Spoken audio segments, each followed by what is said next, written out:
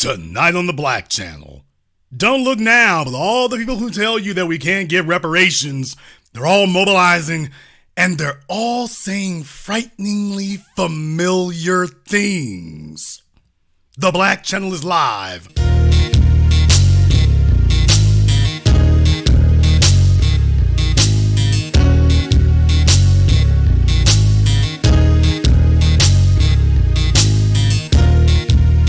Unapologetic, unadulterated, and absolutely uncompromising. Greetings, brothers and sisters from around the world, and welcome back to the home, the haven, the stronghold, the everlasting super fortress of intelligent black thought. We are the Black Media, and this is the Black Channel. I am your host, your brother, your humble servant, the voice of Black America, the Black Authority, broadcasting to you live from the only historically black college and university of higher education and learning in the cosmos. You are, of course, welcome to join us. And join us you shall, because on tonight's program, man, all I'm going to tell you all is this is one of these broadcast that you want to strap in for. I'm just warning you in advance, we going heavy. Just warning you in advance. Because my job is to give you the insight and analysis that you will receive nowhere else. And the critical part of that is being able to connect the dots across seemingly disassociated things, so you start to see some parallels. You start to see some things. So just understand you've been forewarned in advance about how things are going to go on tonight's program here. You've been forewarned in advance about how it's going to go. And what I want to start with here is Fox News. As we all know, they are good friends of black people everywhere. Always have been. These are good friends over there at Fox News. And Fox wanted to let us know that they are very, very worried and very, very concerned about whether or not we should receive reparations. They are very, very concerned about that because what started, at least, understand something. When black folks start making progress, first thing they tell you is, y'all niggas is crazy. That's the first thing they say. You're crazy. That's crazy talk. That's crazy talk. Crazy. And then when it doesn't die down, they stop saying it's crazy. Not crazy as in, ha ha. It's crazy as in, I can't believe you would try to push something like that. See, you've always heard that one of the weapons of white supremacy is framing their racism as a joke. When they're dismissing you at first, it's a joke. You're nothing to take seriously. Ha ha, you're nothing to take seriously. Then it becomes, you're nothing for us to be taking seriously. There's no way that we're going to take that seriously. So I advise you all, don't just listen to the words they say, listen to the tone of voice. Now, this came from Fox News, and it's a long piece, it's 7 minutes long, but it is well worth listening to in its entirety. There's so much to learn here. So they're upset about San Francisco because the state of California was saying, let's give black people, particularly the descendants of slaves, $250,000 or so, 250,000, depending on where you look at. Well, now the city of San Francisco has said, we can one up that one. How about start the bidding at $5 million? It's when folks start escalating numbers like that people start taking you very seriously. So despite the title of the video there at the bottom of your screen, they talked to this guy Gutfeld, and I'm wondering if his people ever got reparations. But Gutfeld, no one is taking reparations demands seriously. Now, they talked to a whole panel of people, but they mentioned only Gutfeld, even though he was just only one of the people that they talked to on their panel. Listen to what they had to say here. Facing sharp criticism for a sweeping reparations plan, including from a former BLM activist. The proposal would give every eligible black resident $5 million, wipe out all personal debt, guarantee a nearly six-figure income for the next 250 years, and offer homes for just $1. Now, when you take a look at that, folks, do you understand what you're looking at right there on your screen? With the exception of the top one in cash, You are looking at the Homestead Act. Did you realize that? With the exception of that first one being a cash payment, because they were given something of value, millions of dollars worth of value. But by the way, do you realize that what you're looking at on your screen right there is the Homestead Act? Do you understand that? So the Homestead Act, which was basically, for those of you who remember, the American government had said that we need to remove these Native Americans, but we don't have enough of a white population. Oh, there's enough people, don't get us wrong, there's just not enough white people. So the Homestead Act was specifically put into place to bring white immigrants to America. So when you hear folk talking about black people did not build America, you don't have to go back 500 years, you just need to go to the Homestead Act. If there were enough white people to do it, what in the world was that about? Oh, there were not enough white people. Even when you count Brigham Young bringing his people down from New York out to Utah, there's still not enough white people. You had enough for a wagon train, but you did not have enough to build a country, to build a nation. So the Homestead Act was when they started supplementing their numbers in mass. Any white person from anywhere would be given everything they needed. Jason, what about debt forgiveness? They didn't come here with debt as long as they could get here. Now, if they were indentured servants, that's a different matter, but they didn't have any debts that they owed to the land they were coming to. They weren't being charged to come to this land. They weren't being charged after they got here, and they were given hundreds of acres that didn't belong to them to bolster white numbers. Remember, in most of those cases, you didn't even have states yet. They weren't technically even states yet.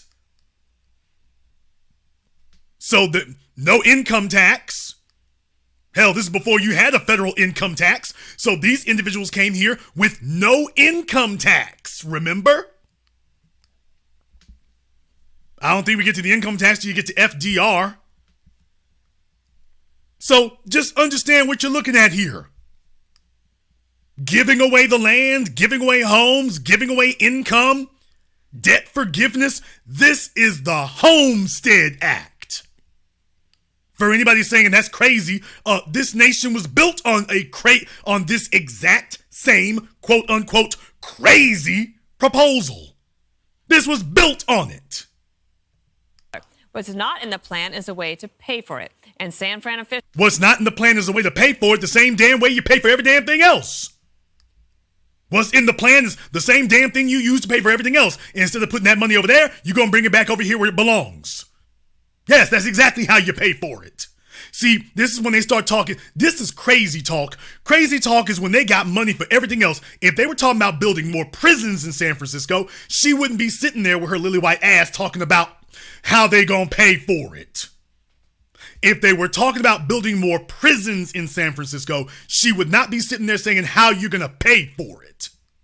She wouldn't question it for a second. It's only when you start talking about all of a sudden everybody starts pleading poverty. Ooh, we don't have money in the budget. We don't have money in the federal budget. We don't have money for anything. As soon as some white folk want something, that like a stadium, shout out Joe Montana. See, when some white folk want something, all of a sudden there's billions of dollars. When white people want something, there's billions of dollars. The budget is unlimited when white people want something. When black folks show up, all of a sudden, everybody starts pleading poverty. And 50 years and offer homes for just $1. What's not in the plan is a way to pay for it. And San Fran officials say it is not their job to figure that out, but they seem to be on board with this whole plan anyway. You have my 100% support and commitment to implementing, quite frankly, all 111 of these recommendations. They are all warranted. But the plan is running into some opposition. A former Black Lives Matter activist is calling it out. It is so... Okay, so they trot out their tethers to sit up here and do this. So that's all they can do. Here's the problem. Fox News is very good at handing out propaganda to their core audience of white supremacists. But this is the problem. This knucklehead doesn't speak for anybody. He's there to give emotional comfort to their white supremacist audience. But the problem is this is useless. It's entertainment, but he doesn't speak for the people. He doesn't speak for any black people anywhere, except the backstabbing immigrant class. But he doesn't speak for anybody anywhere. He doesn't represent the soil. He doesn't represent the people. He doesn't even qualify for the reparations that we're talking about. He doesn't even qualify for the reparations that we're talking about. But they marched him out anyway because they got hours to fill in there. And this will make the white supremacist audience at Fox News more comfortable. The problem is this guy is useless, pointless, futile entertainment. He doesn't speak for anyone of any consequence. That's why it's useless to keep bringing out his kind and the Larry Elders. They're entertaining to your core audience, but they don't speak for anybody. So if you want to sit there and keep intellectually masturbating yourselves, go right ahead. But they don't speak for anyone. So we're just going to go ahead and bypass him because it is irrelevant. They need to start sending their money. Harold, they're moving right along in San Francisco with this plan. Well, when I got this email from us, I must say my wife and I immediately changed our residency from New York to San Francisco. Oh, Harold Ford Jr. Yeah, buddy. Oh, Harold Ford Jr., old dependable. Two, this is, I think the young man, the first part of what he said, I agree with. This is unrealistic, and I'm not sure this is the way you bring the country together. I think that there was intent. Now, you're going to start here. I want you all to pay attention. You're going to start hearing a very familiar refrain on Fox here in this 7-minute segment. You're going to start hearing a very familiar refrain. They're going to keep positioning the word unrealistic right next to the phrase tear the country apart doesn't bring the country together. Just monitor and listen. You're going to start hearing those two phrases put side by side. This is unrealistic. This is going to not bring the country together. This is going to tear the country apart. If it's not realistic, how can it tear a country apart? It's not realistic. Because if it's not realistic, it's because they're not speaking for anybody. If it's something that can't actually happen, then it can't actually tear anything apart. So what you're really doing is telling on yourself. By the way, if this was unrealistic, it wouldn't even be something that you would be mentioning or doing a segment about. You're doing a segment about it specifically because it is realistic. And with each passing day, it becomes more and more realistic. But you're here to try to propagandize your white audience and tell them, oh, don't worry, such a thing could never occur.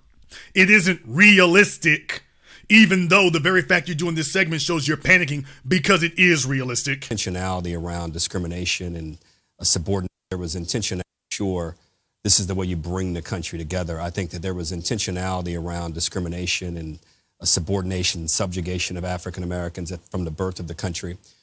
And what did you do about it as a congressperson, Harold? What did you or your daddy do about it? What did you all actually do besides sit there in Washington and play the damn game and play footsies with the Clintons? By the way, while all this happened there, when you could have taken care of this at the federal level, Harold, what did you do? What did you propose? When it was your opportunity to speak up for the people, what did you do, Harold? So here he is, amazingly enough, the guy who did nothing when he was in Congress, he's here now telling us we shouldn't do anything now either. Now, he wants to live lavish, and he wants to get his big fat paychecks from the networks. Now, he's okay, but he's sitting here to tell the rest of us the same thing he said when he was in Congress. Oh, nothing we can do for all of you. Now, me and my wife, we can get caked up. The rest of you, nothing we can do for you. Nation and a subordination, subjugation of African Americans from the birth of the country. But the country has progressed, and we've moved on, and as we move on, we have to continue to find ways to lower the gaps in education and economic opportunity and other opportunities. Oh, there you go. Did you hear that? We need to move to lower the gaps in education. And notice every time they talk to us, it's education. We need to give you scholarships so you can go to our white colleges. We need to give you education. Now, education wasn't what was taken from you, but hey, why don't we give you some education? Hey, why don't you get, instead of the Perkin loans and Pell Grants, why don't we just go ahead and more education? So you notice every time we talk about reparations, these people have a code and they have talking points they've been given. When we say cash reparations, they say education. Well, you know, if you let us send you to college, then you'll get the money after you go to college. So just trust us, you need to just go to college is what you need to do. Never mind the fact that once you leave college, you're going to be locked and boxed in the workforce. Don't worry about that. So just notice they're letting you know that they focus tested this, and this is the talking point that they've been given. When we say cash reparations, they say, how about education? As we move on, we have to continue to find ways to lower the gaps in education and economic opportunity and other opportunity. This is the kind of thing when you talk about an answer like this that just antagonizes people. And I think you divide us even more. I think there are real people who may feel that this is a serious issue. Serious people believe this is a serious issue who may not share my political views, but might be willing to have a serious conversation about how we address some of the inequalities and inequities. But this is... Now, you notice when Harold talks to the LGBT community, he doesn't say you guys are being antagonistic. When you talk about putting drag queens in schools and targeting black children, you notice Harold Ford Jr. doesn't talk about that being antagonistic. You notice he doesn't talk that way. He doesn't speak that way. When they talk about aborting black babies, he doesn't say that that's antagonistic. You all need to quit pushing that abortion thing. That's antagonistic. James Clyburn, stop talking about defund the police. Stop talking about that scrutinizing. They know when they send out their house niggas, they give them, well, you know, you're going to antagonize. You're going to get them white folks upset. They're already gentrifying black people. I did a documentary called Gentrified. I called it Gentrified Ethnic Cleansing American Style. They already took the black population in San Francisco from 12, 13% down to its current 6 or 4%, depending on the numbers you look at. That's ethnic cleansing. And meanwhile, they literally, and I documented it here on this program of the last decade, they literally now have a non-stop flight of the largest passenger airplane in the world, the Airbus A330, a non-stop flight from India to San Francisco. In other words, they literally cannot bring in the Asians fast enough or in big enough numbers, and they rolled out the red carpet for them while they have systematically ethnically cleansed black people from that area. Never forget that the Panthers came up in Oakland, came up in the Bay, so don't ever forget that.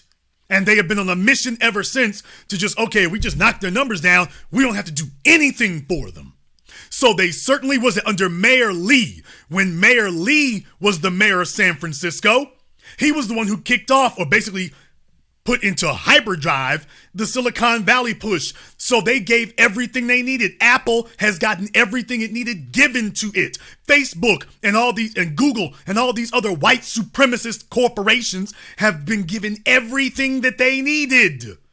They didn't have to fight for nothing. If Apple says they want to build a big-ass home base, they get given that. In California, while you are getting taxed out of the damn state, Apple was given what they wanted, so the richest corporations that can afford to pay 3 times the cost get given it for free, and the black residents who don't have anything to give are being told you need to pay the freight. $5 million is cheap. You didn't have any problem with that when these other companies were being brought in, when you were bringing in these other groups by the trainload. Nobody said that was antagonistic. No one said that was unfeasible, unrealistic. Nobody said that. It's only when black folks start talking about what needs to be possible, all of a sudden it's unrealistic and antagonistic. Not the way to do it. But in case it is, I did change my residence. Okay. This is near to your home city where you grew up, and it's a place that you used to love. Yeah, this is, Harold is right. No one should be taking this seriously at all. This is hilarious. It's probably one of the funniest things I've ever heard. So why is it so ludicrous? Why did they do? They did that on purpose. They don't want this. What they want is to divide people, to create another commotion over race. If you had an... So you hear him. If this is ludicrous, then it wouldn't create a commotion either. It can only create a commotion if it's taken seriously. And take a look at how upset and ventilated he is. Take a look at his face. He's obviously taking it very seriously while claiming or feigning to his audience that he doesn't take it seriously. If you all agree with what I'm saying here tonight, give me a fire emoji in the chat room and hit the likes button. It's over 3,000 people in here right now and only 1,200 likes. I must have a bunch of Fox News viewers in here tonight. So if you agree with what we're saying here tonight, that it is serious and it is realistic, give me the fire emoji in the chat room and hit the likes button. I think I must have a lot of Fox News viewers in here tonight because they're not liking what we're talking about, apparently. Actual practical plan over this, it would be modest. It probably wouldn't even include race. If you had an actual practical plan over this, it would be modest. It probably wouldn't even include payouts at all. It would be about education. Right. That's... Well, but did you hear that? Did you hear that? Now, I'm not sure. I'm not sure here, but did you hear what he said there? Well, that's the same damn thing that Harold just said. We're talking about reparations, cash reparations, and he's trying to make it seem like, well, see, we should do something. I think we should do something. What we should do is give you all free education is what we should do.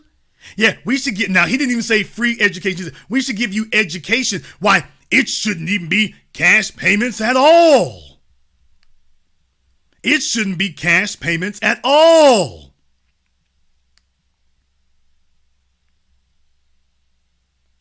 Think about that for a few moments.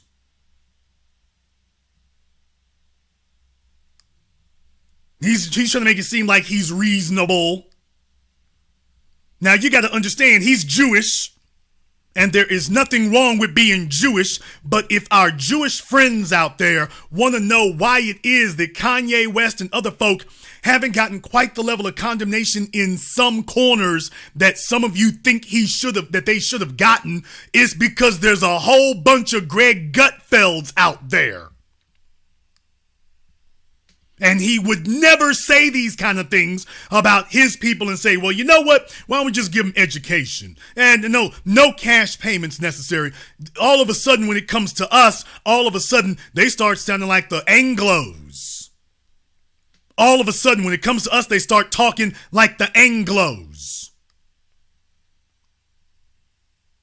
Didn't take very long for that to happen, and it's not very hard to find a Jewish person who starts talking like Anglos when we show up.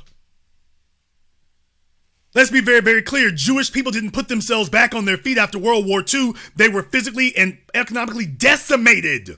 They had to be put back where they were. They had to have restitution and reparations. You know why? Because after Nazi Germany finished prosecuting Jews all over the place, Russia took up the mantle. So as far as it comes in Europe and Asia, Jews were sitting up here catching hell all over the damn place. So they had to be put back right again. They didn't knock in any doors to be able to do that. They didn't have the ability to. They had to be put back right. They had to be given reparations. And no one has ever denied that they should receive that. Except in the United States, and the United States were the ones who freed them. We're the ones who freed them. And folks telling us, okay, here's your bill. Meanwhile, he's sitting here to tell us, well, you should just be okay with a scholarship. He's talking about education. Now, here's the real problem for those of you who might be dense enough and dumb enough to sit up here and talk about we need to get education. If you're over the age of 50, what the hell you gonna do with a scholarship? Get an education so you can re-enter the workforce? What the methamphetamine hell are you talking about? Black people over the age of 40. So we supposed to sit up here, everybody else gets cash. You telling us we need to go back to college so we can re-enter the workforce at 40 or 50 years old? What kind of fentanyl are they giving out up there at Fox's Studios? That stuff is potent.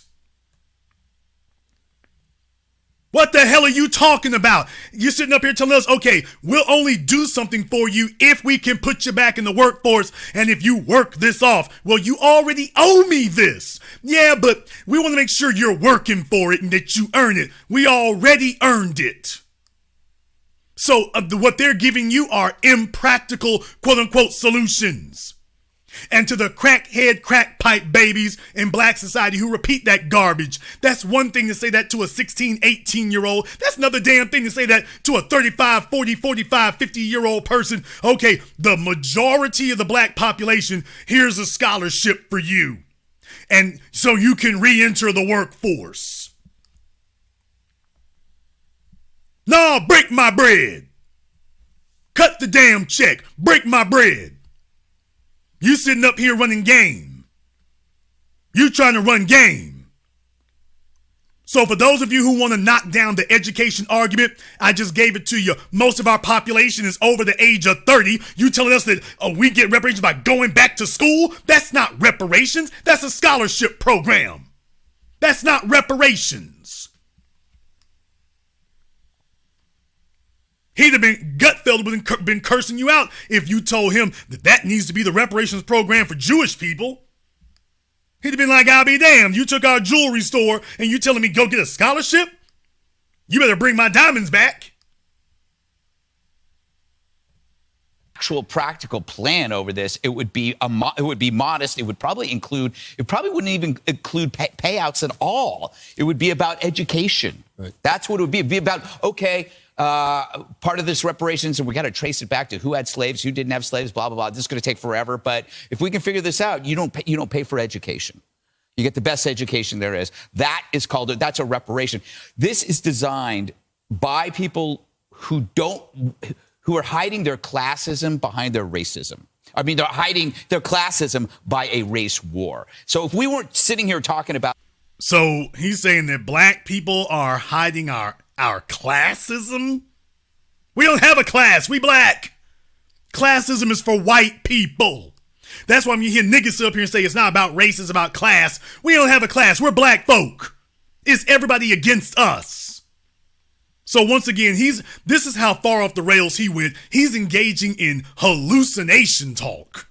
About this, we'd be looking at Pelosi. We'd be looking at Newsom. We'd be looking them by a race war. So if we weren't sitting here talking about this, we'd be looking at Pelosi, we'd be looking at Newsom, we'd be looking at the crazy lady on the board.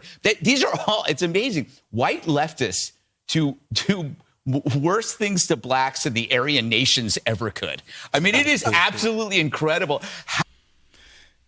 If you want to know why it is that the Fox News audience, that they're getting to a point where they just can't even win an election anymore, it's because of garbage like this.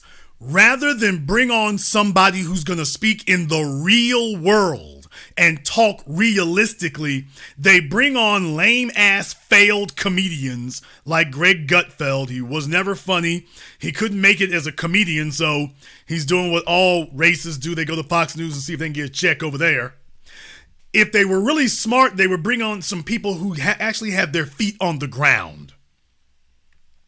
They would bring on some people who are actually in the real world. They would bring on some people who are actually grounded in the real world and talking where real people are, so that your audience actually understands what the odds are. Even if you're against it, they would actually understand what the odds are against them. But you also have to understand where he's coming from. He's coming from the position of I'm white. So the rule is I'm white and I say so. That's the position he's coming from. I'm white and I say so. So yeah, even what we're saying is garbage, but we get to make up reality as we go along. So ain't that good enough? ever could. I mean, it is absolutely incredible how horrible these people, the big losers in this, just by bringing this up, are real estate agents. How do you make money selling homes for $1? And the big winner is U-Haul. Because even if this doesn't happen, it plants a seed in everybody's head that How do you make money selling homes for $1? Let's put this in, as Dr. Claude Anderson said, proportional comparative terms. As you all know, BlackRock and other mega hedge funds and investment firms, relative to the amount of wealth that they have, the homes in San Francisco they cost you $1 million, but to those corporations that are sitting literally on trillions in assets, those homes cost $1 for them. As a proportion of those companies' assets, holdings, income, and cash hoard, those homes might as well cost $1. And they buy up everything that they can. So when he sits up here and says, how do you make homes selling them for $1? First of all, yo people, when they came here, they were worth even less than that. You all never say those things except when black folks show up. Then all of a sudden, we need to make sure everything's as expensive as humanly possible. But when they built whole subdivisions around the Ford plants and the manufacturing sectors in this country, that wasn't too cheap then. It's only when it can actually benefit black folk, all of a sudden, ooh, what about the poor real estate agents? So he's letting you know, wait a minute, this is going to disrupt things. Because even if this doesn't happen, it plants a seed in everybody's head that Frisco is a demented city that's getting more and more demented. Get the hell out of there, even though this is never going to happen. Right. And okay, so if it's never going to happen, why the hell are you so worried? Why the hell are you so triggered and worried, quote unquote, if it's never going to happen? And when it does, is he going to come back here and tell with a sheepdog looking expression on his face and tell his audience, well, you know, I mean, I was just giving y'all wishful thinking at the time. So whenever you tune into me, just understand it's wishful thinking. Because I'm the one who ain't realistic. You see, they think they can talk their way out of this. That's the crazy thing. You think this is about being able to talk your way out of this. That if you just have enough wishful thinking, it'll work. And under the rules of I'm white and I say so, it could be possible it works. The problem is you're up against we're black and we doing so. That's the problem. I guess, Judge, please feel free to comment on anything you want. But if you could say, if this was challenged legally, would it be a successful challenge? Well, I don't know if there would be a successful challenge, but, you know, I might. Well, they got Judge Janine, who the plastic surgeons have pulled her face back so tight, you could start blowing up balloons with it. But in any case, you heard that right there. He said it's unrealistic. Could this survive a legal challenge? Actually, I don't know. Do you think the legal challenge could make it? Actually, I don't know a legal challenge would actually work. I actually don't know that. No, actually, I don't know that. I don't know that. Boy, that's got to be a kick to the gut. Feel free to comment on anything you want, but if you could say, Frisco is a demented city that's getting more and more demented. Get the hell out of there, even though this is never going to happen. Right.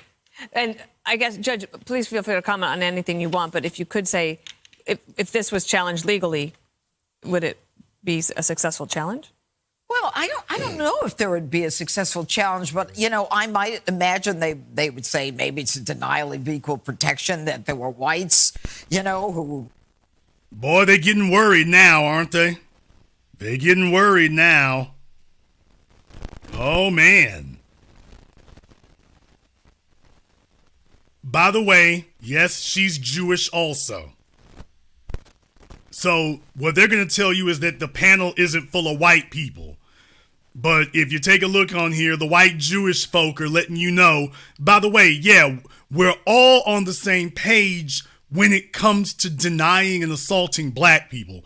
We're all on the same page for that. Successful challenge? Well, Well, I don't know if there would be a successful challenge, but I might imagine they would say maybe it's a denial of equal protection, that there were whites, who maybe the Irish when they came over didn't have it so great, or maybe the Italians were prosecuted, Sacco and Vanzetti. A bunch of folk who didn't experience what we experienced. They came over voluntarily, and they were never targeted by the state. They were never targeted by the state. They were targeted by other white people at the local level. They were never targeted by the state for denial of their constitutional rights, including the right to self-defense. Black people were told we didn't even have the right to defend ourselves. We're still told that today. But she is the racist jurist who's going to let you know what's going on. Zeddy, you want to go back? But here's the thing that's the Irish when they came over didn't have it so great, or maybe the Italians were prosecuted, Sacco and Vanzetti, you want to go back? But here's the thing that's crazy about it. What they say is we're going to give you $97,000 a year for 250 years. So if I'm in San Francisco, I'm going to find a black guy and I'm going to marry him, because for sure I get $100,000. I'm sure if we look in your closet, Judge Jean, I'm sure we look in your closet, it looks like the damn Meat Temptations up in there. If we look back through your closet, man, while you talking about finding a black man, baby, I'm sure we look through the skeletons in your closet, it looked like the NBA draft about back when you was 20, 22 years old. So I recommend we just don't bring up this subject here. Why don't we just leave that aside? Why don't we just leave that aside? I don't really think you should bring that up, ma'am. Let's just leave that aside. By the way, do you see how cavalierly she said that? I'm in San Francisco, I'm going to find a black guy and I'm going to marry him, because for sure. Oh, did you see how sheepish she was? You said black guy. She said, I'm going to find a black guy and marry him. Boy, she realized what the hell she was saying then, didn't she? I'm going to find a black guy and marry him. Boy, she sat there and started smearing that guy. I'm going to find me a black guy and marry him. No. I'm like, hey, back the tape up. Ma'am, can you repeat that one more time? Because some of the brothers working the cameras out back. Some of the brothers who work in the cameras, they might be on their cigarette break right now, but did you all hear the way she did that? But she got caught with I was about to say Sarah Palin, Sarah Karen moment, didn't she? She got caught with that bad. Let me roll that one more time. Here's the thing that's crazy about it. What they say is we're going to give you $97,000 a year for 250 years. So if I'm in San Francisco, I'm going to find a black guy and I'm going to marry him, because for sure I get $100,000 a year. You're looking at me very closely. What did you say, Harold? And I'm going to marry him, because for sure I get $100,000 a year. You're looking at me very closely. Oh, boy, y'all see the way she was looking at Harold? They want to see if they niggas gonna laugh. And a black guy, and I'm going to marry him, because for sure I get $100,000 a year. You're looking at me very closely. I get $100,000 a year, and my kids do too. But you see, I'm Lebanese Christian. We weren't even over here. Why should I, if I lived in San Francisco, have to pay $600,000? Because you've gotten the benefits of what we have made and built, and you came to San Francisco because of what we did. All these folk want to talk about why is it they have to owe that, because you came there because of what we did. But even furthermore, you've asked to be, even if you don't want to accept that argument, and it doesn't matter if you do or if you don't, but even if you don't want to accept that argument, you chose to come to a city and a state that is indebted to us. You are subject to the laws and the rules, and that since you've demanded to become a citizen, you are now also subject to their debts. San Francisco owes a debt. California owes a debt. America owes a debt. You have chosen to come to a place that is actively under adjudication for its debts. So what you're saying is you want all the benefits and all the positives, but you want to be shed of the negatives. That in the chat room, that would be just like me saying that I want to go and live in the Ukraine right now. The Ukraine is a damn me war zone, literal bullets and literal missiles flying. If you're a grown man going to the Ukraine, they gonna throw a gun in one hand and a sergeant in front of you and send you to the front line. You're in a war zone. If you want to live there, you're going to have to defend the soil. If you want to live there, you are beholden to the soil. Your people came here because they liked the great deal that was being given. But along with that deal comes debts. If you purchase a corporation, if you purchase another business, if you purchase a house or a piece of property, you could very likely, if that house or that piece of property has a lien on it, if that house or that property has a lien on it, you don't get to just come in and tell the tax assessor, well, I would like to purchase the property, but I don't want to have to pay the lien. Why should I have to pay the lien? Let me just go ahead and pay the purchase cost and the value of the house, but I don't think I should have to pay this lien. Well, yeah, I mean, I know there's a judgment against the house, but why? That's the previous owner. He should have to pay for that. I wasn't here when he didn't pay those bills.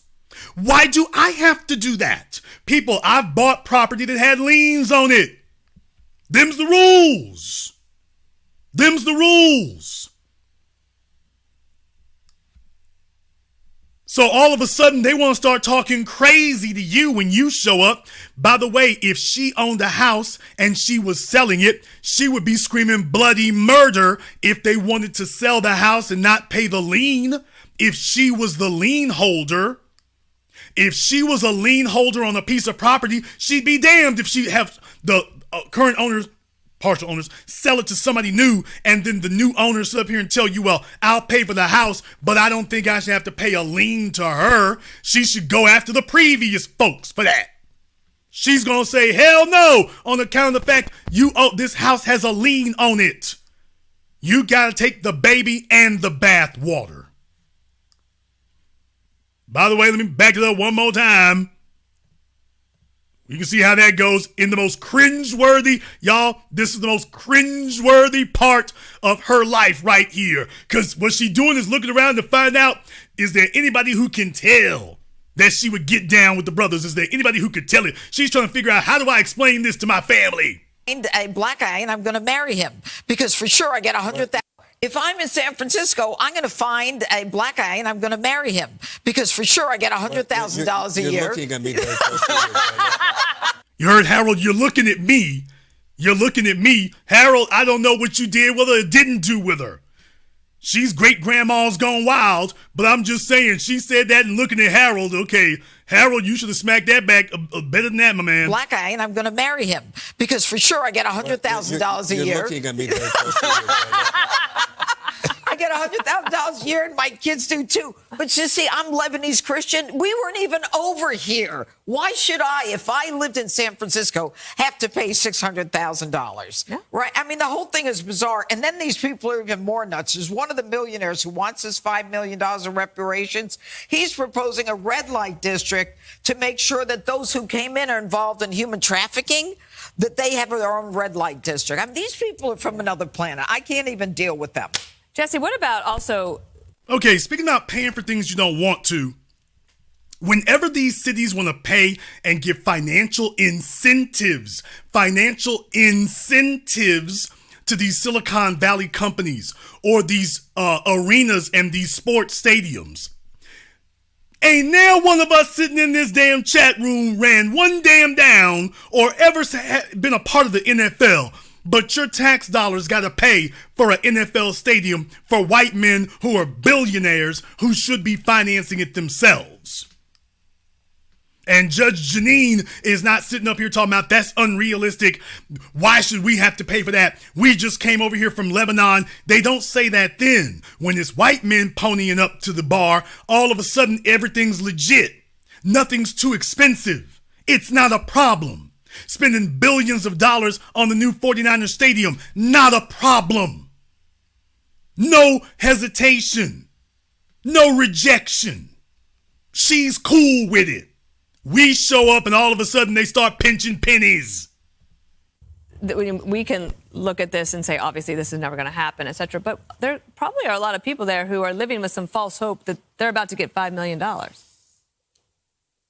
They gave them false hope. The stupid white liberal with the polka dot dress is responsible, as Greg said, for this catastrophe.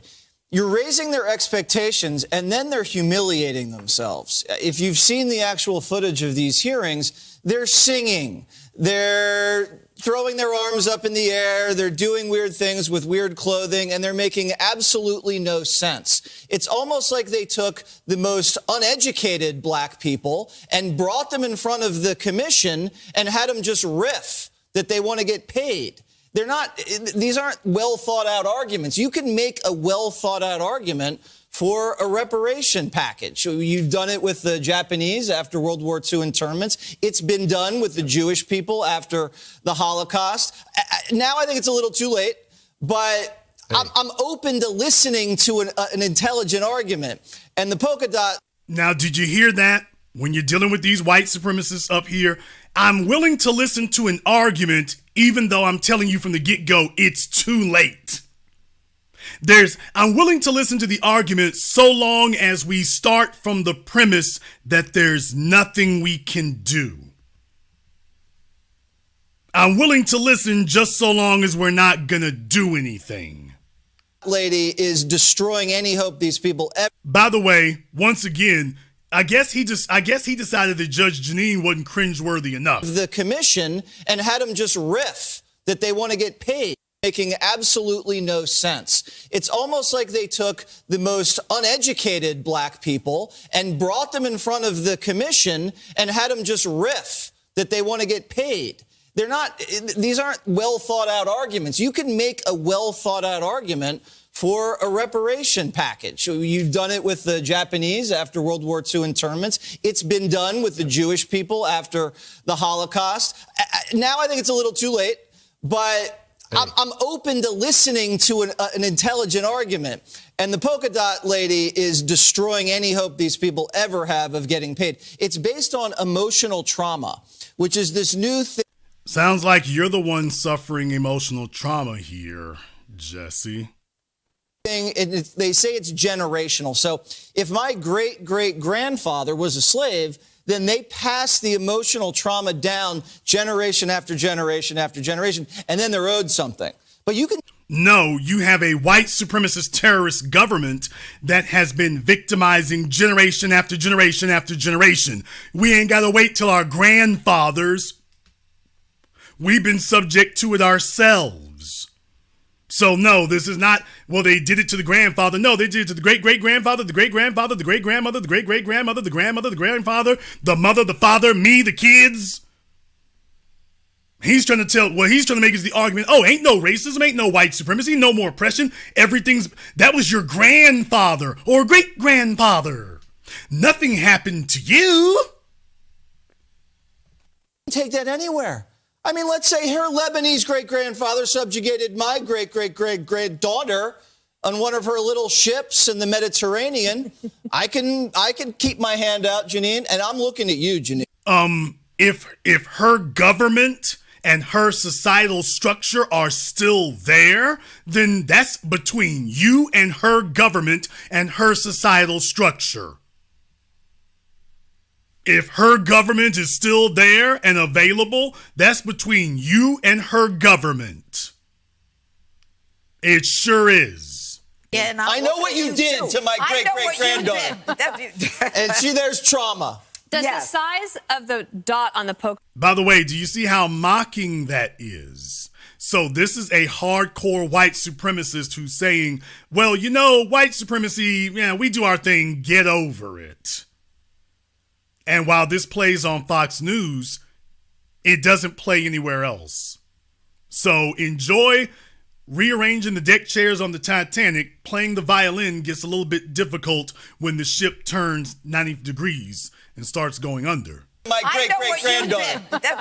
And see, there's trauma. Does the size of the dot on the polka dot dress matter? The bigger the dot, the dumber the girl. Great. No, it's definitely a measure. What do you think the SF board did by creating this proposal, Jesse? What would you describe that as? It's like shooting a... Now, I take offense at that very question. You are asking right-wing white supremacist males what the hell they think about a board convened to address grievances of black people. Who the hell cares what you think? You don't get a vote. You're not a factor. You gonna go ask him what he thinks. Who the hell cares? Well, we could ask some folks who really matter, but why don't we ask this unassociated white male over here? Why don't we ask him? Who gives a damn what you think? The only person asking you is the other right-wing white supremacist in the room. Nobody gives a damn what you think. You don't get a vote. You don't get a vote. Now, I want to bring this back to one more thing before we move on here. Listen to what they said. Because they actually think that they're registering to us and they're not. I'm just using this as an example. But listen to what he said here. They did that on purpose. Home Is right. No one should be taking this seriously at all. This is hilarious. It's probably one of the funniest things I've ever heard. So why is it so ludicrous? Why did they did that on purpose? They don't want this. What they want is to divide people, to create another commotion over race. If you had an actual practical plan over this, it would be modest. It would probably include. Now, did you hear that? Of everything that you heard during their little rant tonight, I want you to zero in on that part. Well, if they had a realistic plan, it would be modest. Now, Fox News will sit up here and tell you that the issues that black people face are tremendous. They're large. They're enormous. But when he talks about what needs to be done, he tells you that this tremendous, enormous, large problem needs to be faced with a modest approach and a modest solution. That if you want to tackle a big problem, you need to be modest. Right after they spend the rest of their 23 hours telling you that black people's issues are enormous. Well, I mean, if you were really serious, you would just go really slow and be really small and modest. That's what you would do. Just be really modest. How do you solve a huge problem in a modest way? How the hell are you supposed to do that? And the case in point is that, no, you are not supposed to be able to fix anything at all. And that's the whole point that he's making here, is to argue that, there's nothing you can do about that. If you really want to do something, do nothing. That's the whole point he's making. If you really want to do something, do nothing. Well, doesn't that sound familiar with what you just heard? This riff that they want to get paid. These aren't well thought out arguments. You can make a well thought out argument for a reparation package. You've done it with the Japanese after World War II internments. It's been done with the Jewish people after the Holocaust. Now I think it's a little too late, but I'm open to listening to there you go again. Well, now I think it's a little too late, but I'm open to listening. Well, if you had a serious plan, it would be modest. Yeah, I'm open to doing something so long as I don't have to do anything. So white people, including the white supremacists of Fox News, while they will acknowledge that racism exists, and they will acknowledge that black people have been penalized, oppressed, disenfranchised, discriminated against, brutalized. Well, they'll acknowledge that so long as it's already precluded that nothing actually has to be done. We'll discuss it, we'll acknowledge it, we'll give it symbolic acknowledgement so long as we don't have to actually do anything. So as long as you assure us that the most we'll be required to do is talk about it, even concede that it exists, just don't actually do anything about it. That's all the more reason that we need to have reparations, because the whole point that we have made is that the slave owners and the white supremacists of the plantations are not dead and gone. They're alive and right here. Lincoln Rockwell is alive and well, and he's sitting in Jesse Waters' chair on Fox News. Bull Connor is alive and well, and he's sitting in Greg Gutfeld's chair on Fox News. Margaret Sanger is alive and well, and she's sitting in Judge Janine's chair on Fox News. Don't tell me that the past is the past. The devil is still here. That's why we are saying that we are going to deal with it as a present progressive, because the devil is still here. We still dealing with the devil now. The exact same devil. That is why we will not apologize and we will not compromise. You can cut the damn check. I don't owe you anything. As far as I can smell, you the same devil.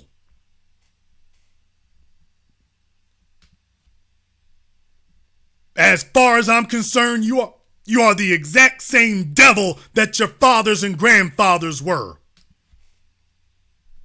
There's no reason, there's no way in the hell you can argue that you're not liable. You're the same devil.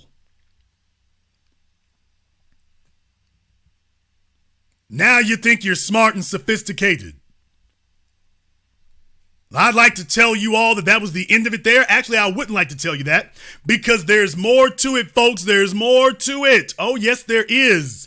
As a matter of fact, this dovetails wonderfully, because I wanted to play this piece of video for you, because then it brings it into its proper context when I show you this piece of video. Now, you might not recognize the old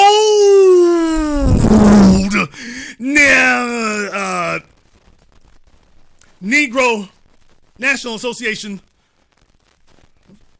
African and Colored Peoples, African Association for the Advancement of the Colored Peoples, president over there on the right. You might not recognize him. But many of you, I'm sure, recognize his handiwork. Why, this was a letter that he crafted that was released earlier this week. And boy, oh boy, he had a lot to say then. Well, guess what? He actually went to go talk to Bowling Ball Martin. Yes, believe it or not, he did. And man, let me tell you, you all are going to need a few minutes to go get your Ritalin so you can calm down for what you're about to hear. You need a few minutes so you can calm down for what you're about to hear. So what I'm going to do is I'm going to take a very brief commercial, non-commercial break. And when I come back, I'm going to play for you what he has to say for himself. Oh, he's got an explanation, all right. And he wants to explain what it is that you didn't understand about why it is that they're on the right side of this. So I warned you. I tried to warn you at the beginning of the program. You all weren't ready for what we got to talk about tonight. You ain't ready for it. So get yourselves strapped in. We're just getting started. In the meantime, I want to thank everyone who has contributed to support tonight's program on PayPal, CashApp, Super Chat, Venmo. So Mark B, thank you very much. Man, Mr. Richburg, thank you very much. Andrew L, and everyone else who has contributed to support tonight's program here. We're going to take a very brief commercial, non-commercial break. When we come back, listen to what the good Reverend has to say for himself in his letter opposing reparations in San Francisco.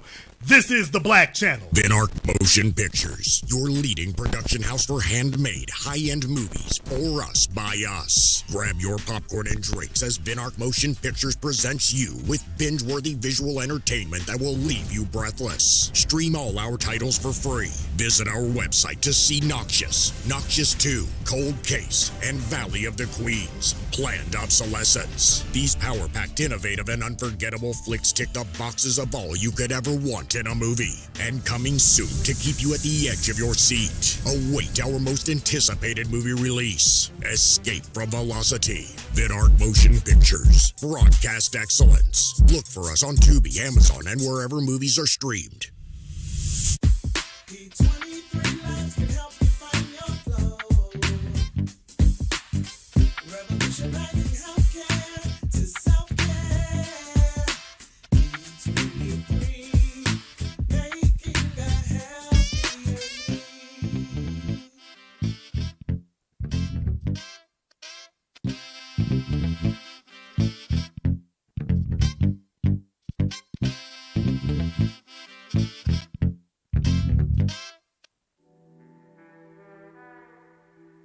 Order yours today to experience all the benefits of Ash Kickin' Natural Body Butter.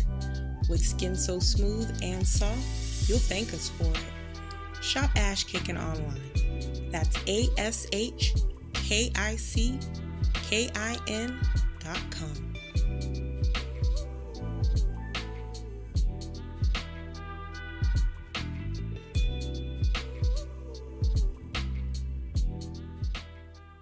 Greetings, brothers and sisters. My name is Joe Jackson. I'm a foundational Black American, and I entered the field of IT with the goal of helping the family globally. The industry's been changing, and I've learned a lot. But how did we get here? How do we navigate issues we face in the workplace? How can we get our house in order?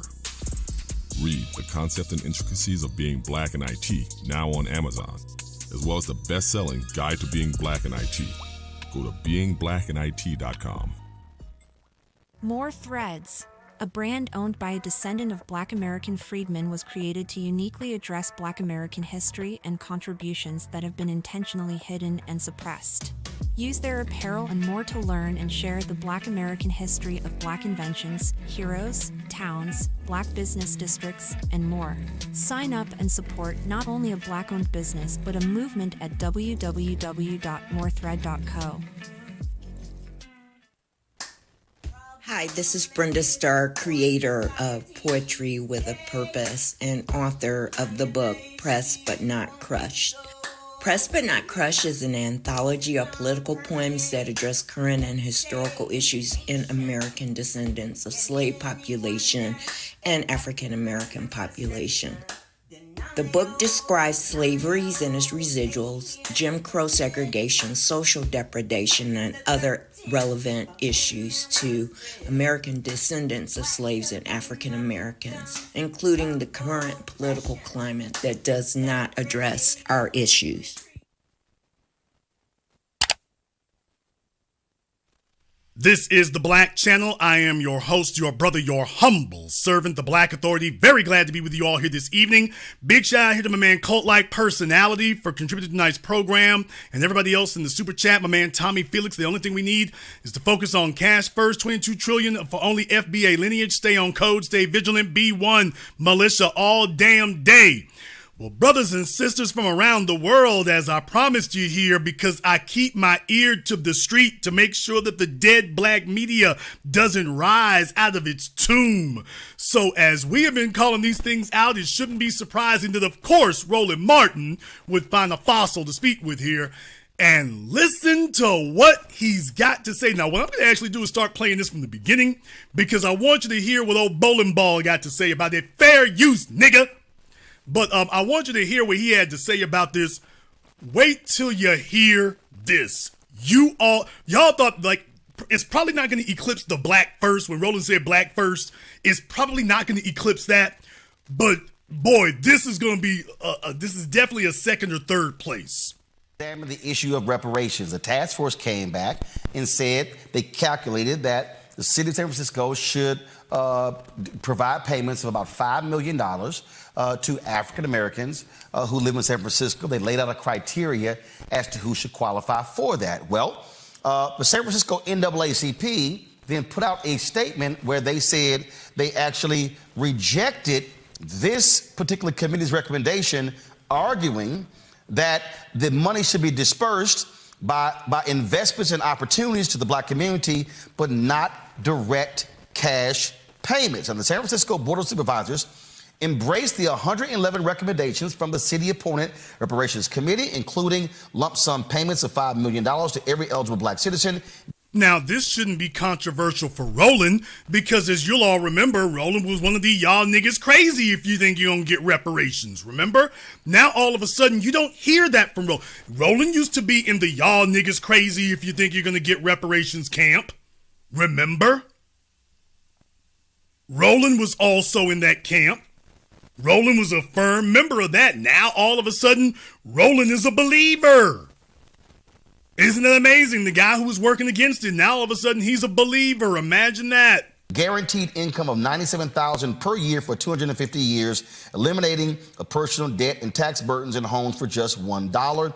The San Francisco Reparations Committee's final report is due on July 1st. Joining us now is the president of the NAACP chapter there, also a member of the San Francisco Reparations Task Force, Reverend Dr. Amos Brown. Now, how many of y'all knew that? Not only is Reverend Amos out there in the NAACP, but he's a member of the task force. So you're going to have your work cut out for you there. But listen to what he has to say. Folks, just listen to this.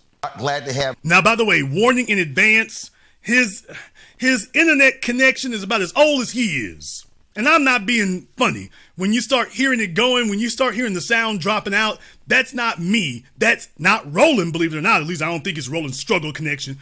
His internet connection is at least much to be desired. So I don't know what geriatric Obama connection he got, but if he's gonna lead us to the promised land, he can start with some 4G. You on the show. So first, Thank you for the opportunity. First, Pastor Brown, you have been a longtime supporter of reparations, correct? Yes, I have. And also I'm vice chair of the state reparations. Say Pastor Brown, more like Pastor Broadband. Task Force. So you're a member of the San Francisco Task Force Committee.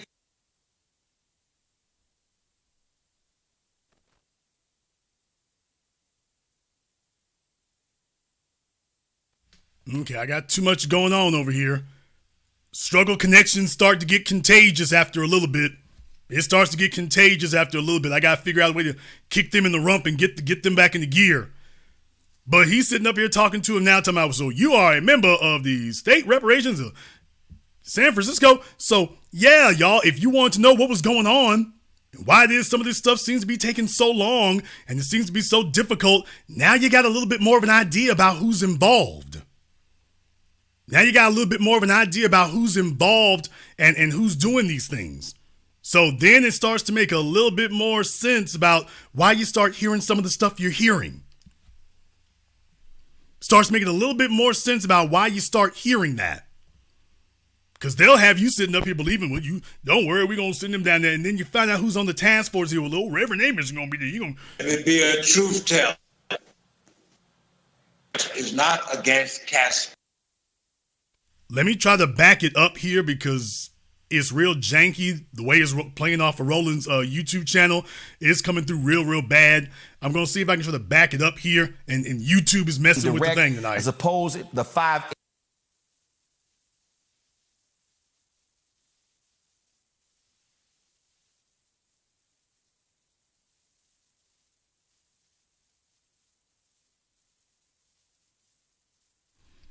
Yeah, they weren't messing with it when I was playing Fox News. Why has the chapter taken the position to oppose the committee's recommendation of direct payments as opposed to the 5 areas y'all laid out? Let me give you some clarification. Now I'm still here. And do some truthful branch. Cash payments. Okay, first of all, Pastor Brown, hold on. You broke up there, so start your comment over again. Go ahead. Well, that's the first of many breakups for his connection. That's the first of many. Let me be a truth teller. It's not against cash payments at all. But we're against being put in a trick bag and set up for failure. So did you hear that? He said, we are not against cash payments. We are not against. First of all, I know his connection sounds like, you're getting one of those sci-fi movies where you're getting a transmission from Mars. I get it. They get ready to fight the aliens, but the transmission's real janky because it's coming from Mars. So that's what it was like with him talking on this thing. But I want you all to hear that. He just said, we are not against cash payments. Well, that's very interesting because I was just taking a look at your press release, and it literally says San Francisco NAACP rejects $5 million reparations payment to blacks. That's literally the first line in big, bold, red letters. Literally.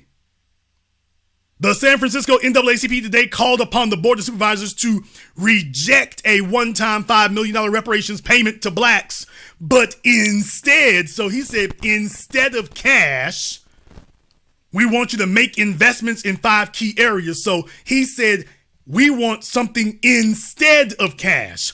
Well, fortunately, he's never going to say that we never said that we meant cash. We want cash also, not cash instead of. So fortunately, he's never going to say anything like that, because then he would be in a cross. And those members of the Board of Supervisors gave lip service to the concept, the idea of reparations. But beginning with the chair, he's the one who said no cash. And the chairperson of the Finance Committee, an Asian lady, Ms. Chan, said, we have a deficit in the city, and we cannot afford it. The point, brother, I'm making is that. That's interesting. They always have a deficit when black folks show up. When the white corporations in Silicon Valley shows up, all of a sudden they flush with cash.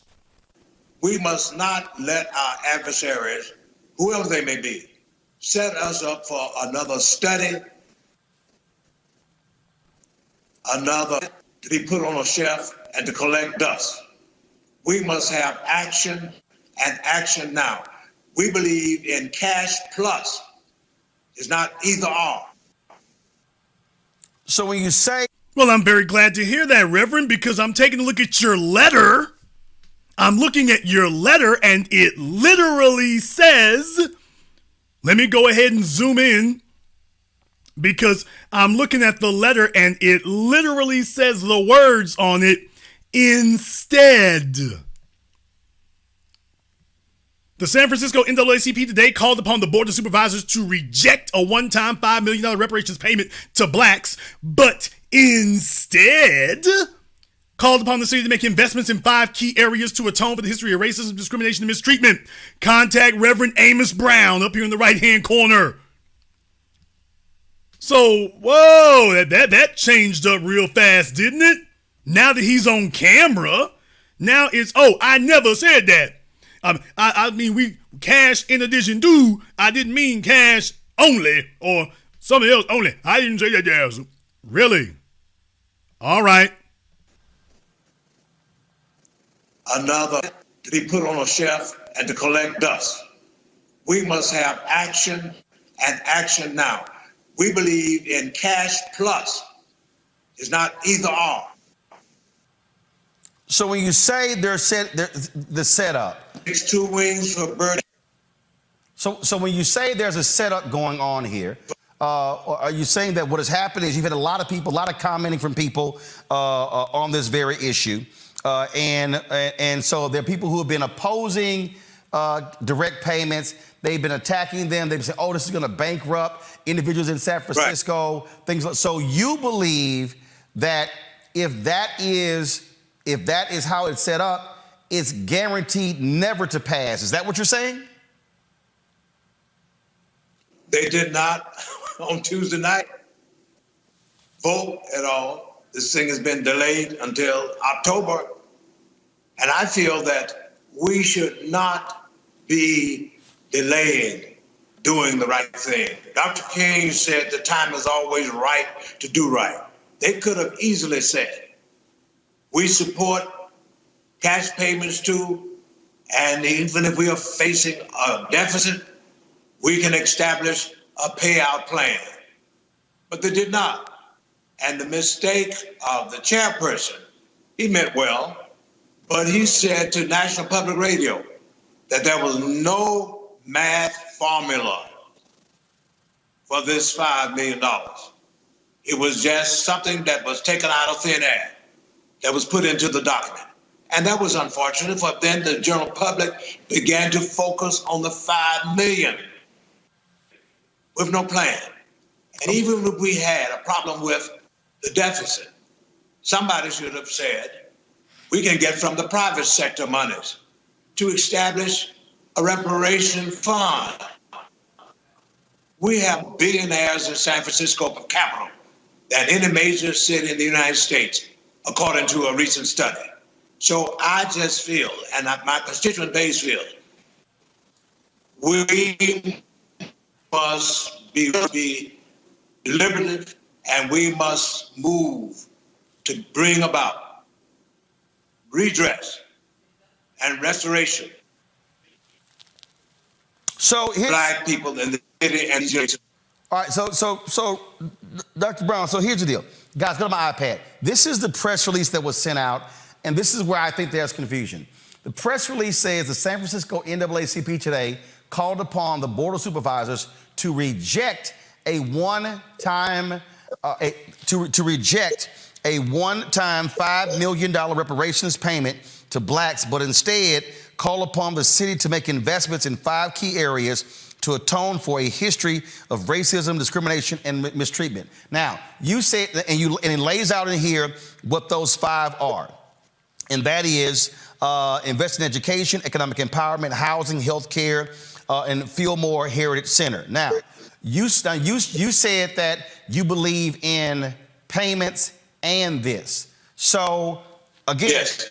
Okay. So, but the statement doesn't address payments. And so people assumed that was a misprint. Let me admit it. That was a misprint. That line was left out. Did you all hear that? By the way, anybody putting Z's in my chat room, my mods need to get off the pipe here tonight. Some of them are still smoking.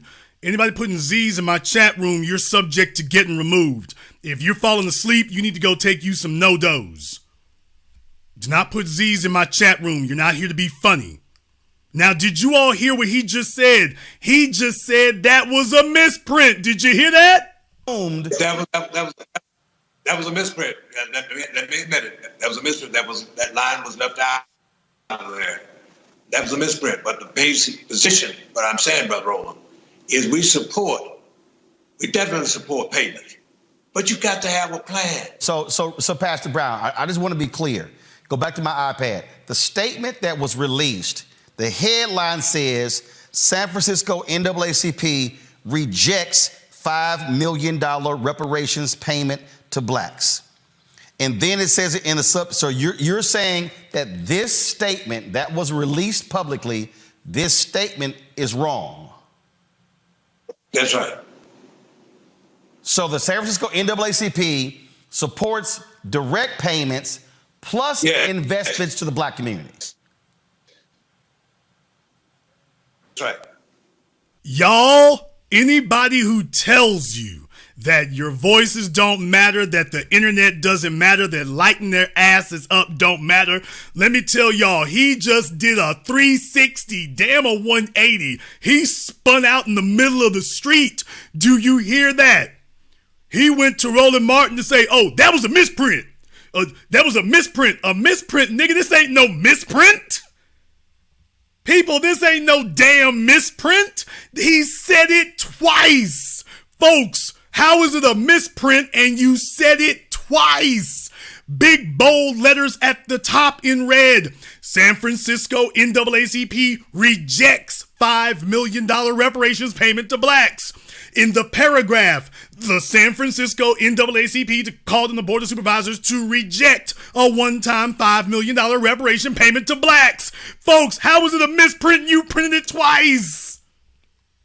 How is that a misprint and you said it twice?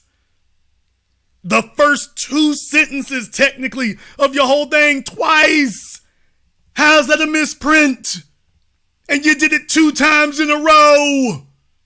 That's a misprint. He didn't say what the misprint was. Misprint? Misprint? He talking to us like them damn white politicians. Oh, that's a misprint. Let me tell y'all something right now. I don't know. When I open up the phone lines for any of y'all out there who know this Reverend Amos, I'm not really familiar with him, but anybody in that San Francisco area, if you know Reverend Amos or if you know his Get Down or whatever, when I open up the phone lines, you can call up and let me know. But I am going to say one thing right here. Hey, Rev, you talking to us like you do them little old hoes in the church. He talking to us like he does them little old hoes in the church. He talking to us like he does them. Well, you know, chicken baby, what it is, you know, you gotta understand right here. That was a misprint right there, baby. That was a misprint, baby. Don't worry about that. No, you can't. Somebody typed this up wrong. They typed it up wrong all 3 damn times? Yeah, I mean, things happen here, damn it. We busy. He's talking to us like he talks to them old hoes at the church. And he expects we're going to fall for it. Boy, he backpedaled, I mean for real. He was backpedaling hard, do you hear me? He was backpedaling hard. Oh, that's a misprint. Let me back it up so y'all can hear that one more time. Now that he done got caught, he didn't think anybody was paying attention. Now that he got caught, boy, look here. The headline says San Francisco NAACP rejects $5 million reparations payment to blacks.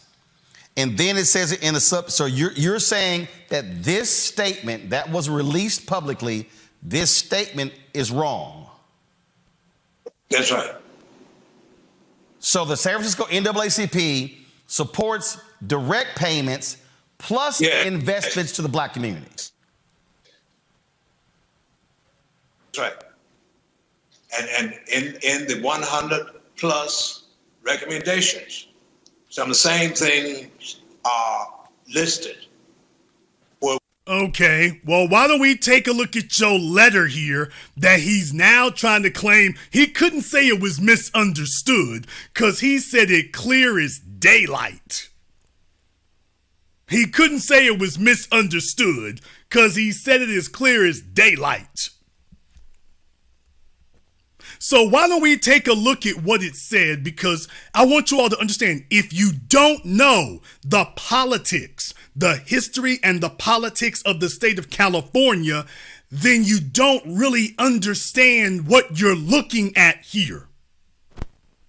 Now, I'm telling you that this little document that they put together, this comes from the top. This comes from the top.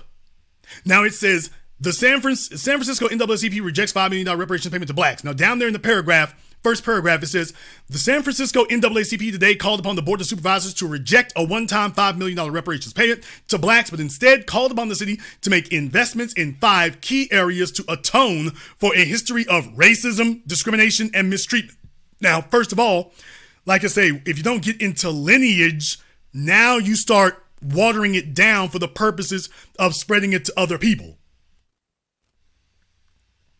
You start watering it down for the purposes of spreading it to other people, and that is something to be very, very wary about.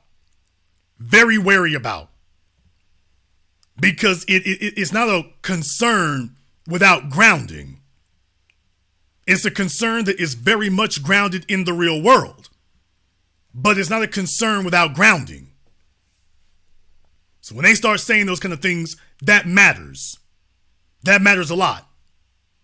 It goes on to say here, the Reverend Amos Brown today said that the Board of Supervisors, which is holding a hearing today at 3 p.m. on the city's reparations plan and Dreamkeeper initiative, should redirect its focus on providing the 5 key elements as part of reparations. Education. Education. Well, we've been hearing a lot about education tonight, haven't we? Yeah, we've heard a lot about education tonight. Yeah, very interesting how that keeps coming up now, isn't it? All the people who don't want us to have reparations, they all keep coming back with this same disturbing, strikingly familiar refrain. We say cash reparations, and they respond with education. Isn't that very interesting how that keeps happening? You're telling me that it's not connected? That every time that we start saying reparations now, these other folks are saying, well, education, this sounds like some of that cynical Democratic Party points triangulation. Well, let's find an issue that matters to black people, because you see, we have indoctrinated them over the last century and a half to believe that the problem is they're not educated enough, they haven't been to college enough, you're not trying hard enough, so they're so hooked on the idea of quote unquote education that if we tell them, well, yeah, look, you're having a hard time paying for college, so why don't we make it easier to do that now? We can just go ahead and send you to college now, can't we? So as I warned you all, we start saying reparations and they start saying education. And I just found it to be strikingly familiar that, yeah, I heard this from somebody before, someone who is a staunch opponent of reparations. And even he said, well, you should go for something a lot more modest. How about education? Which lets you know that this is a talking point that's been tested throughout their sphere. Now, it goes on to say, education, jobs, housing, healthcare, and a cultural center for blacks in San Francisco. Let me explain something to you right here. If the black church was worth a damn, that would be our cultural center in the cities. Dr. Martin Luther King Jr. warned in the letter from Birmingham jail, as you all know, I read that to you last year. He warned the black church that if the black church did not get serious about being effective, that the youth, the next generation, would see the black church as irrelevant. And that's exactly what we've seen occur. These black churches get millions and millions of dollars, and yet they don't use them in the interest of the people.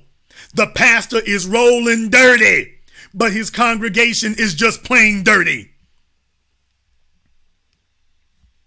And for the longest time, they could have done a whole lot more than they have, but they haven't. They've ingratiated themselves, and they keep themselves in the thick of every conversation, which sounds like what Margaret Sanger did.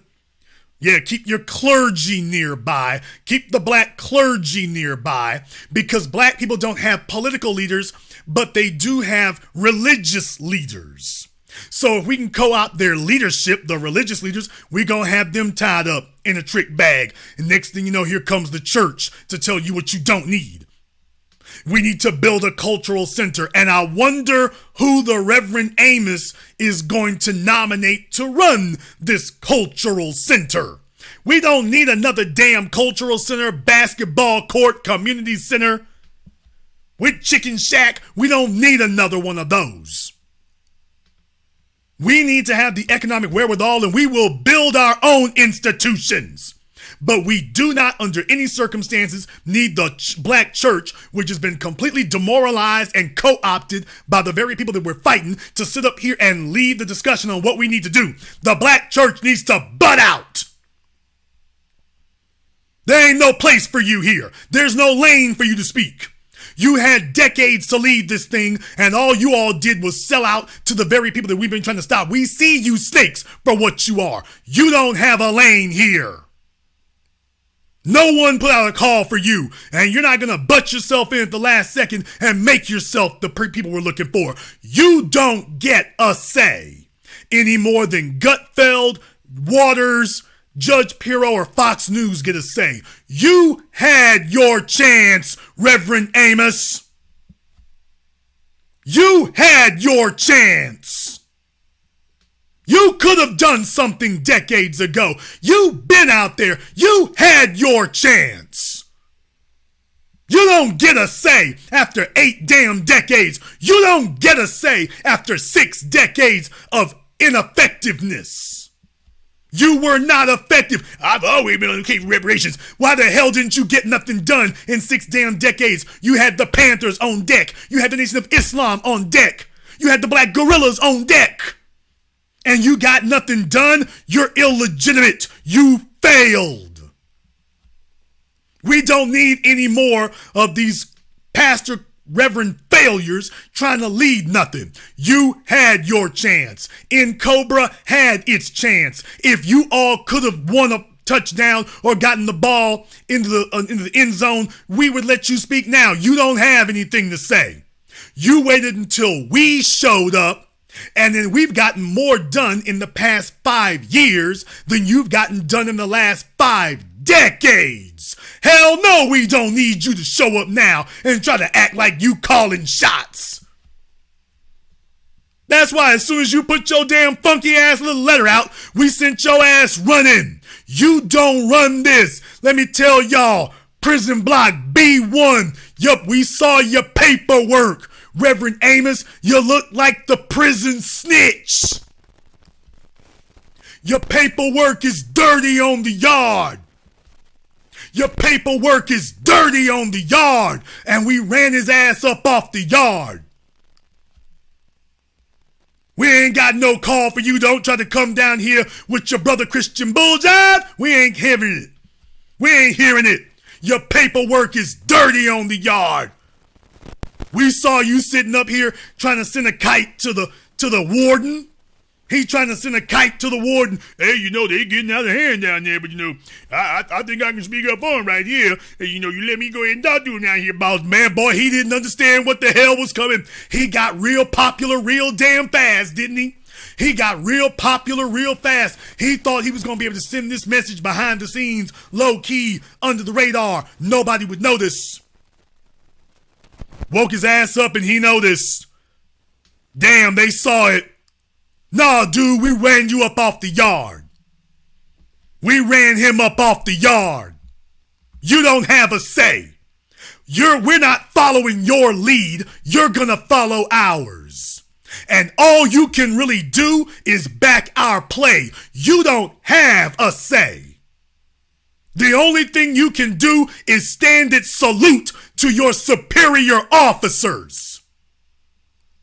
We the shot callers here. The only thing you good for is selling the people out. You don't have a say. Jason, you yelling at you damn right. I want to make it loud and clear. Yeah, we ran his ass up off the yard in 24 hours. He was on the run. And that's another reason right there. You old coward, you won't even stand by your own treason. You don't even have the guts to stand by your own propagandistic treason. You're too weak to stand with us. You won't even stand with Massa. How the hell we gonna have you stand over here with us? You're too weak to even back Massa's play all the way. Soon as you saw us on your backside, you started running. No, you ain't no good over here either. You sit on the sidelines and hope that none of us come over there and demand payment. Phone check. That's what you can do. But from here on in, all you can do is back our play. You don't have anything to contribute. See if you can wash our towels in between plays. That's what you can do. You have no say. Now I want you all to see the rest of their recommendations here because this gets real devious. This gets real super devious. Now, the Reverend Amos Brown said that he's calling upon the city, and he says he called upon the city to, number one, invest in education. Quote, Black students don't perform as well as their peers. We need remedial programs to help our children with reading, math, and science. The hell we do! We need black schools is all we need. When they talk about these black immigrants coming over here to America and doing great, you know why? Because they don't have a school system in Africa that targets the children on the basis of their race, that tries to put the little children in special ed and put them on psychotropic drugs and put them on Ritalin at the age of 4 and 5. They don't have a school to prison pipeline in those places. There's some headwinds, but that's not one of them.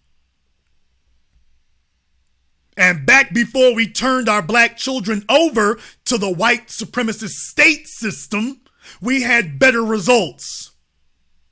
Because the children were in the hands of people that you could trust. And we've been taught that you can't trust the black folk next to you. Yeah, go ahead and turn them over to these white school teachers. Do that instead. Yeah, great idea. How's that working out? So when we start talking about independence, the black church starts running interference and saying, nah, you don't need that. You don't need independence. What you need to do is back our play on that. That's what you need to be doing. Now, the letter goes on to say here, the school district and the city have a moral obligation to raise up all children, and especially those whose families have been disadvantaged by discrimination. Especially those whose families have been disadvantaged by discrimination. That's a direct call to Latinos. So just understand what that is. The NAACP, under the auspices of Reverend Brown, is sitting up here telling us that we need to be lifting all boats. That's what they're saying. Next, economic empowerment. Now, when he says economic empowerment, listen to his letter. He doesn't mean the same thing that we mean. Look, what does he say? With President Biden's infrastructure bill, we want to see more black people get the opportunity to get jobs on the billions of dollars in infrastructure work that will be done in our community and our state. Man, damn that! This damn trickle-down garbage. So we need to wait on Biden and an infrastructure bill? The hell we do. Cut the check. Cut the check. Damn an infrastructure bill. Cut the check. We don't need to wait for Congress to sit up here and pass a bill, pass a law. We don't need none of that garbage. You drop the money off over here, we'll get the building started ourselves. There are plenty of black folk who would love to be contractors today and can't afford the damn equipment. You drop off $5 million, they'll have the damn equipment. Here he is talking about we need to go back to the white daddy government. So for education, well, we need the white government now. For economic empowerment, we're talking about black empowerment begins with us. No, we need Joe Biden is what we need now. We need Joe Biden now. We got to work with Joe Biden now. Sounds like Joe Biden sent you. Don't sound like you came here yourself. Sounds like Joe Biden sent you. That's what it sounds like. It sounds like Joe Biden sent you and said, get down there and tell them niggas that they don't need cash payments. They just need to work with my infrastructure legislation. They need to figure out a way to do that. Yeah, he said it was a misprint, but when you read the text of it, ain't no damn misprint. These are all the details of don't give us any money. Next up, housing. We want more housing, more public housing, more affordable housing for blacks. So once again, understand y'all, I want to go ahead and peel back the layers of the onion. I want to know something here. Oh, Reverend Amos, somebody go find this information for me. I'm doing this on the fly right now, but I'm wondering to myself, is Reverend Amos one of these people who has a church that, owns an apartment complex? I'm just wondering, maybe we need to do a little bit of research and see, does Reverend Amos own one of these black churches that also, owns one of its own apartment complexes? So like if you work with him, he can go ahead and build out his apartment complexes even more. I'm just wondering, does he have one of these churches with one of these, like Reverend Warnock. I'm wondering if he's got one of these churches that's got one of these apartment complexes that's under their ownership and management. Because for him to sit up here and say for economic development, y'all need to go to Biden. But when it comes to housing, we need more public housing, affordable housing. So I'm like, I got the sneaking suspicion that you got your hands in the cookie jar. I got the sneaking suspicion that you up to something. I got the sneaking suspicion you already know what you want the, quote, public housing to be. He already knows what he wants it to be. I got a sneaking suspicion. He goes, by the way, we don't need more damn public housing. If black folk have the finances together, why the hell is it when you come talk to black folk, you talk about public housing? We don't need public housing. We need an economic foundation so we can build our own housing. We don't need public housing. We need empowerment.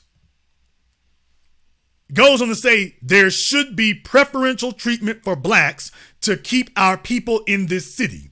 San Francisco has fallen from 16% black population to less than 5%.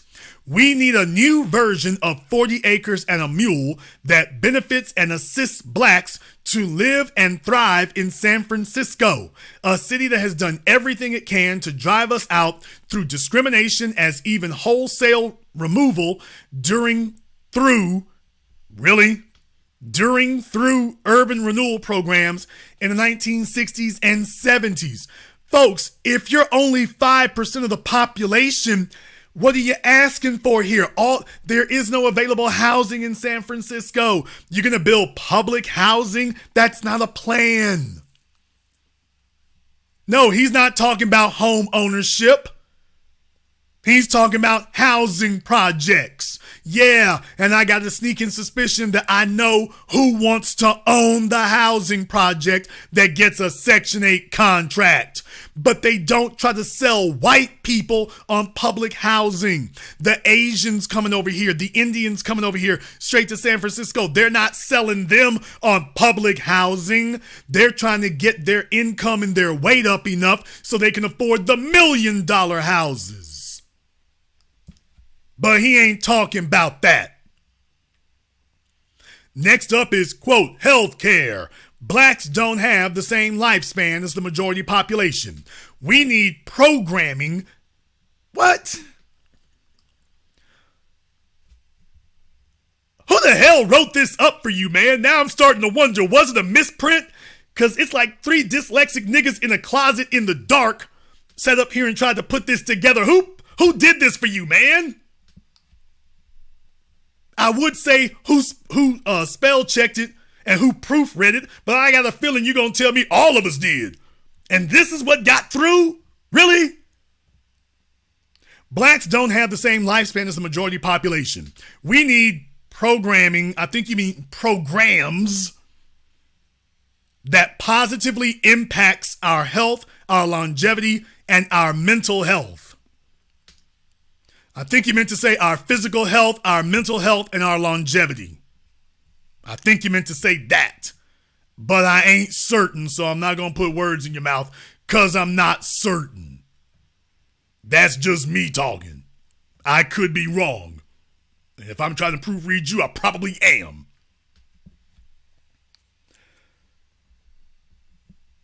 The Redevelopment Agency destroyed a great deal. Number 5, Fillmore Heritage Center. The Redevelopment Agency destroyed a great deal of the Harlem of the West when it instituted urban renewal programs and drove black businesses and residents out of San Francisco. Our people need a black center of town. Just as there is a Japantown, a Chinatown, we need to preserve and protect the Fillmore Heritage Center and the surrounding blacks. And the surrounding blacks? I think you meant blocks. I think you meant blocks. Did he really say the surrounding blacks? Folks, this is who's going to be in charge of our messaging. He's not even in charge of his own. He's not even in charge of his own. He's going to be in charge. Sir, sit this one out. You done talking. You had your chance to speak. Sit this one out. Just as there's Japantown and Chinatown, we need to preserve and protect the Fillmore Heritage Center and the surrounding blocks, not only as an historic center of our people, but as a place to gather and grow the black community and future generations. Now, here's where we come to the treason of the black church. The treason of the black church is that you cannot talk about the deficiency of having a black community when the black church has completely abandoned the community. Folks, it doesn't matter how much money a church has or doesn't have. It doesn't matter how much funding a church has or doesn't have. It doesn't matter how big or how small a church is. It doesn't matter how old or how new a church is. It doesn't even matter how much the pastor knows about the Bible necessarily, believe it or not. But churches, there's absolutely no reason, regardless of how rich, how poor, how big, how small, how knowledgeable, how dumb a church is, that a pastor doesn't instill a code of conduct among the people. That is the chief responsibility of any religious house of worship or institution. The pastor is supposed to be there as the rock-ribbed mountain that instills the code of conduct in the people and instructs them about how they are to live, how they are to treat each other, what they are supposed to do with their men, what they're supposed to do with their women, what they're supposed to do with their children, and hold them morally and socially accountable. That is where the Nation of Islam has excelled. Elijah Muhammad and then Louis Farrakhan after him have been very good at holding their parishioners and followers accountable, socially and morally. And to anybody in the nation who thinks, well, the nation is sometimes falling off, let me tell you, they ain't nearly as bad as the Baptists and the Presbyterians and the Catholics and everybody else. They're batting 1,000 compared to everybody else. The pastor is supposed to be sitting there handing out the rules and the way. That's why when a pastor allows some bastard baby maker to come up into his church with 5 kids by 5 different deadbeat niggas, he is supposed to upbraid her about that and let her know that she is off code. You are weakening all of us. You the damn black sheep. You're a disgrace. You are off code. So when they have Sambos and Coons come through the church, he can't get a springboard to political office because the pastor is going to be standing at the front door like a 10-foot wall, letting them know this little nigga is off code. Your deadbeat ass son who isn't working or running around with them ne'er-do-wells. The pastor is supposed to be sitting there to let it be known he's off code. You don't have gentrification when that occurs because the black man and the black woman are working together and the black street is working together, and they do not see themselves as accountable to the state. They see themselves first and foremost as accountable to each other. But when you got churches that have been co-opted and totally hijacked by the white supremacist powers that be, well, the white supremacists talk about you don't need no reparations, you need education. And then they send in their reverend puppet bootlicks. Y'all don't need no reparations. What y'all need to be doing is focusing instead on education. That's what you need to be doing. We don't need a church to tell us to go to the Fillmore Heritage Center. If the Fillmore Heritage Center were actually of consequence, the people would be coming to it. You don't have to beg people to support something that they can clearly see the value in. Obviously, if you're asking the state or the city to support it, the folks don't see the value in it. And what I'm saying is, when did it start losing its value to the people? When did it lose its way? The HBCUs cannot count on their graduates to support it. You know why? Because the HBCU graduates are not proud of the institutions that they graduated from. That's the problem. Your HBCU graduates are not proud of the institutions from which they graduated. They don't see any value in the institution. Therefore, they're not contributing any value to it. They're not contributing any value to it.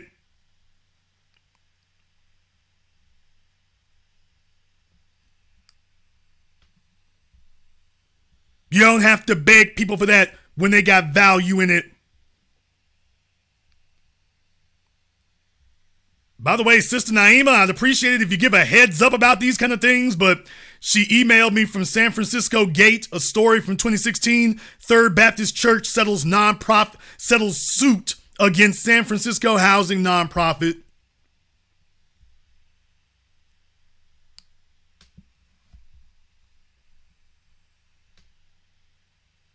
An internecine legal fight between a prominent San Francisco church and the nonprofit it founded and then sued has been settled out of court.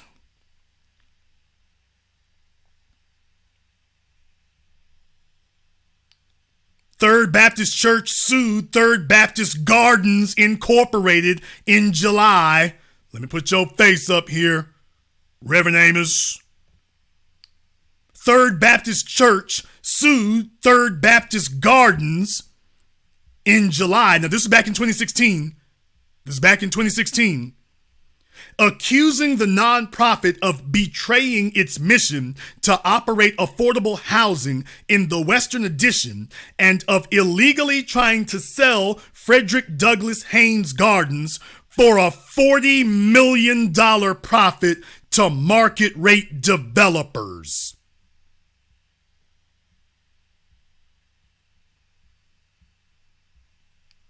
Are you kidding me? Are you kidding me? Really? Think about that for a few moments. By the way, Reverend Amos Brown is the pastor of Third Baptist Church.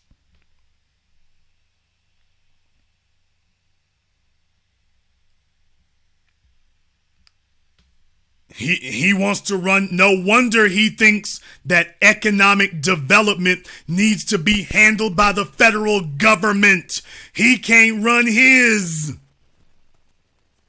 No wonder he thinks we need white daddy to take care of things, because he needs white daddy to oversee what he's doing. He can't run it himself.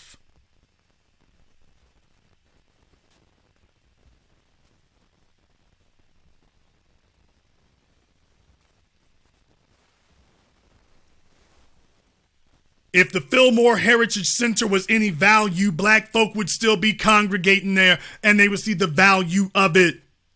When I started the Black Channel, I tried to be as much value to as many of you as I could by giving you my knowledge and experience and telling you, hey, here's the different doors you need to go through. If there's something you need to do, you need to double and triple your income. You got to get your weight up, get your credit score together. Here's the step-by-step instructions on how to do that. Then you sit up here and got these old niggas. And here they come, Johnny come lately. And when we step up to the mic and say, okay, we got it from here, here they come. Wait now. Let me see if there's a few more dollars I can sponge off of these.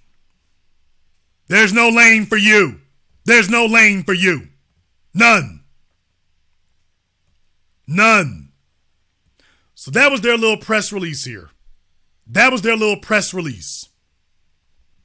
And you got to understand that when you're talking about these things and whatnot, when they start trying to dilute it and start telling people that we need something other than cash payments, you got to look at the folk who are saying that. Because understand, when it comes to, quote, public housing, he doesn't want his vouchers coming to him in the form of education scholarships. He's like, oh, no, for him, you got to drop the dollars at the door. But you all know why that is, don't you? You know why that is because these old niggas in San Francisco, in Oakland, in the Bay, I ain't beating up on the Bay. I gotta tell the truth for the young people, for the young cats. I gotta tell the truth for them because they've been living under this oppressive regime. These old niggas from the civil rights generation and the World War II generation keep squatting on the real estate and won't get the hell up off of it. They're scared to see you young people come up without them in the way. Because if they show up, the only answers that they're going to give you are going to be to say, well, you know, if you listen to me, I'll tell you what to do with that money so you can flip that. And anything he says to you is always going to come back to him, and that you need to drop it off with him.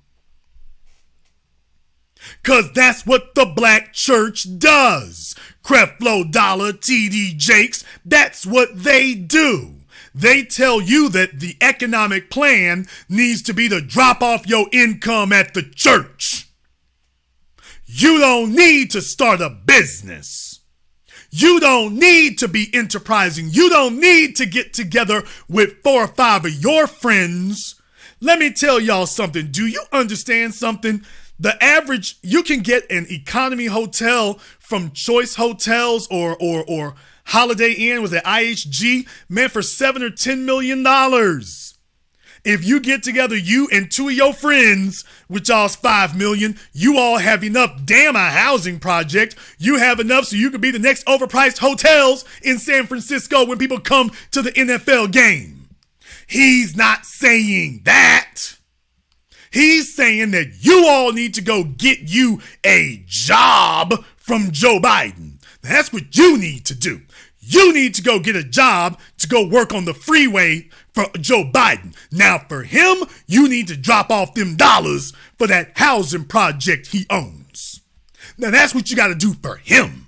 But for you, you go get out there and hump it on the freeway, busting blocks, and you do that. You don't need to invest anything. But you notice he put a clause in there. We need to be more affordable housing, and he's going to be the first one there. Remember, he's on the task force. He's on the task force, so you know what he's going to say. Institutions like Third Baptist Church Gardens, that's what we need to do right there. We need to take care of that. We have been in the business now for decades, taking care of the people.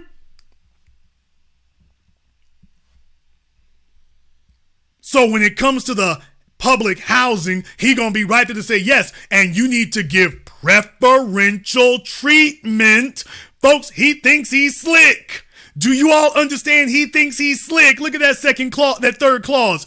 We want more housing, public housing, affordable housing for blacks.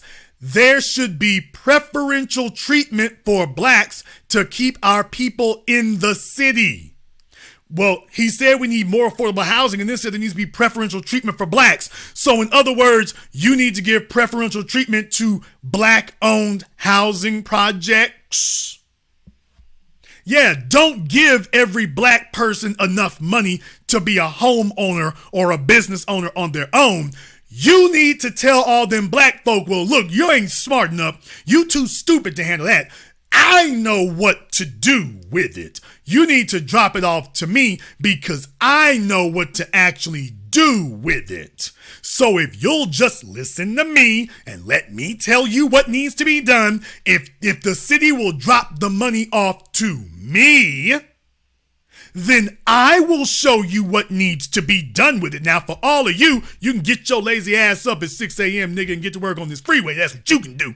But as far as the rest of this investment, no. The investment money needs to come over here. The investment money needs to come over here to his black-owned housing project. That's what you need to be doing. So I want you all to understand what you're really looking at there. Why it is he was saying the things he was saying, and now he's saying that, oh, well, y'all misunderstood. This was a misprint. That wasn't really what we was trying to say. Oh, shucks, gosh, golly gee, we didn't get it. That was a misprint. $5 million reparations payment to blacks. And then it says it in the so you're saying that this statement that was released publicly, this statement is wrong. That's right. So the San Francisco NAACP supports direct payments plus investments to the black community. That's right. Yeah, he's walking it backwards now. For those of you joining us late, this was his letter. You all have seen it. Reverend Amos, all of a sudden, when he gets actually asked about it, boy, look here, he couldn't backtrack fast enough. Matter of fact, he said that was a misprint. Let me admit it. Okay, so but the statement doesn't address payments, and so people assumed that was a misprint. Let me admit it. That was a misprint. That line was left out of there. That was a misprint that line was left out. Boy, Roland is trying to act like he's going to be the new black media all of a sudden. That was a misprint that line was left out? So he's saying that no, we never said that we were against cash payments. That's strange. The very first sentence says we reject $5 million reparations payment. No, we always been for cash payments. But your letter that you put out doesn't say a thing about cash payments. You listed the 5 areas after you said don't give them cash payments. Well, not one of these says anything about cash payments. Not a one. And what does Reverend Porkchop say? A misprint, but the basic position, what I'm saying, brother, doesn't address payment. Again, yes. Okay, so but the statement doesn't address payments, and so people assumed that was a misprint. Let me admit it. That was a misprint. That line was left out of there. That was a misprint, but the basic position, what I'm saying, brother Roland. That was a misprint, brother. The basic position that we have, that was misprint, brother. That was a misprint. That was a misprint. Y'all, this is the game they used to running on them old church hoes. They used to running on them. Now they're coming and talking to us young folk the way they talk to them grannies. They sit up here and overlook that. That's why we cannot afford to be overlooking bull jive. When you hear something that ain't right, you can't overlook that and forget that because you're going to let him back in the room speaking on your behalf. Oh, no. Now that he has exposed himself, no, nigga, you got to get up. You got to get up and go. You got to get up and go. No, there's no spot for you. There's no spot for you. You done. We ain't going to sit up here and pretend we didn't hear that. We heard every damn syllable. You gone. We got other competent people to speak for us. However, you might disagree. Therefore, the telephone lines are now open. The number is 646-787-1933. That's 646-787-1933. Your personal access code to the black media. I warned you all from the beginning of the program that tonight's broadcast was fully loaded. I warned you at the beginning it was fully loaded. Folks are saying reparations is doomed to fail, but everybody's getting in position to grab the bag. So I have a hard time thinking that that's the case when so many of them are triggered and so many of them are scheming. Very clearly, somebody thinks the bag is on its way. Somebody thinks the bag is on its way. So I'm looking at a number of folks side-eyed right now. Looking at a number of them side-eyed. You're not fooling me. You trying to get in position for the bag. You talking out of one side of your mouth, but you're getting in position for the bag. And all the people who are against us getting reparations are all starting to sound eerily the same. They're starting to sound eerily familiar. All saying the same thing. You don't need cash payments. You just need more education. That's what you need. As a matter of fact, even for the education we want to pay for, that needs to be modest.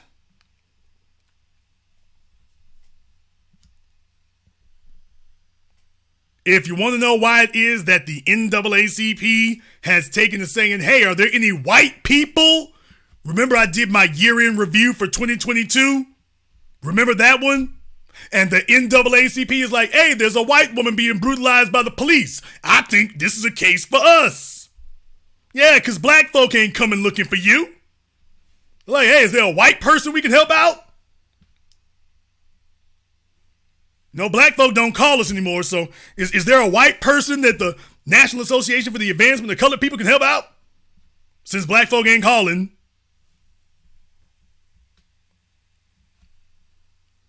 The telephone lines are now open. The number is 646-787-1933. That's 646-787-1933. Your personal access code to the Black Channel. Big shout out here tonight to my man, Mr. Richburg. Thank you very much for your support, brother. I see you out there. Thank you very much. Big shout out here to my dude, Chadwick. You've been on deck here. I thought you were missing for a minute, but thank you very much for your support.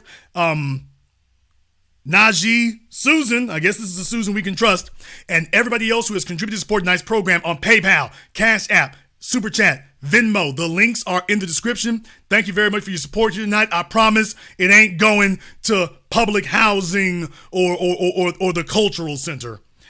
Let's go ahead and get caller from area code 901. You're on live with the Black Channel. What's your name? Where you calling from? Hello? Yes, you're on live. What is your name? Where you calling from? I took you off the speakerphone. My name is Catherine, and I'm out of Memphis, Tennessee. Okay, Catherine from Memphis. What's on your mind? Yes, my question is, and if it's the wrong night to call, I apologize. I went on the OMB calls twice this week, and I was unable to get in, and it seemed like a lot of trolling, and it also seemed like... Okay, now slow down. Slow down.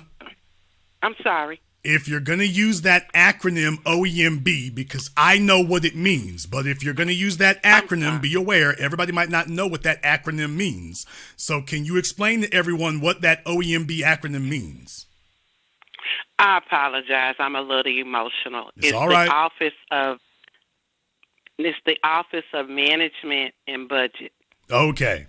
And I was going to even ask you to give me a further explanation. I did look it up and I read it, but I'm a little confused by them, by the way they were handling the call. And I was on the call for maybe like 2 hours, me and other people I knew, and even some of the people on social media, and we could never get in to say what we were supposed to say, and I apologize again, is that we were supposed to identify our ethnicity or who we are as black or what we wanted to say. But we had all these Armenians calling in, these Latinos calling in. Some of them called themselves Latinos. Some of them called themselves Hispanics. We had people calling in that were from other countries. It was just the craziest calls that I ever heard. It just seemed like a bunch of trolls. And the people that were officiating the call thanked them for calling, thanked them for their comments, and it just made no sense.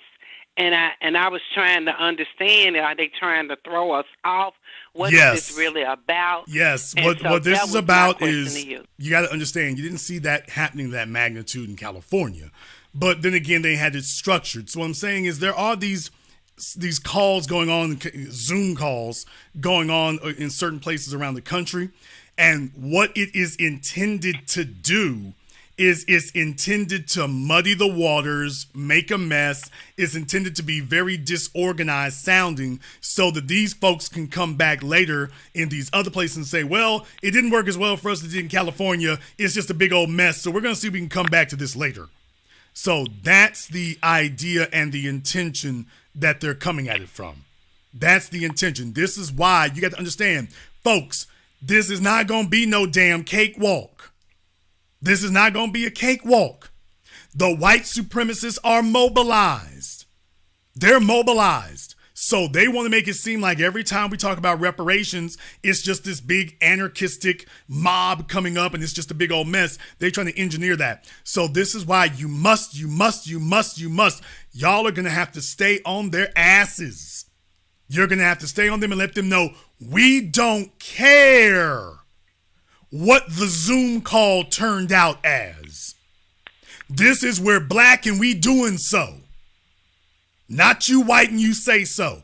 We don't care how the Zoom call went. The agenda is reparations for the descendants of slaves, period. That's the only thing on the agenda. So anybody else who gets through should not be allowed. But in the event that somebody else makes it through, hey, this ain't for you anyway, because the agenda is firmly set. So everyone to whom this applies to has to be rock-ribbed and hardcore about this to make sure it stays on that. Our freedom and our reparations are too important to be left up to a Zoom call. So no matter how the quote-unquote Zoom call goes, y'all need to make sure that the folks on the reparations boards and the politicians involved are aware of this. Like, hey, I don't give a damn how the Zoom call turned out. This is the agenda.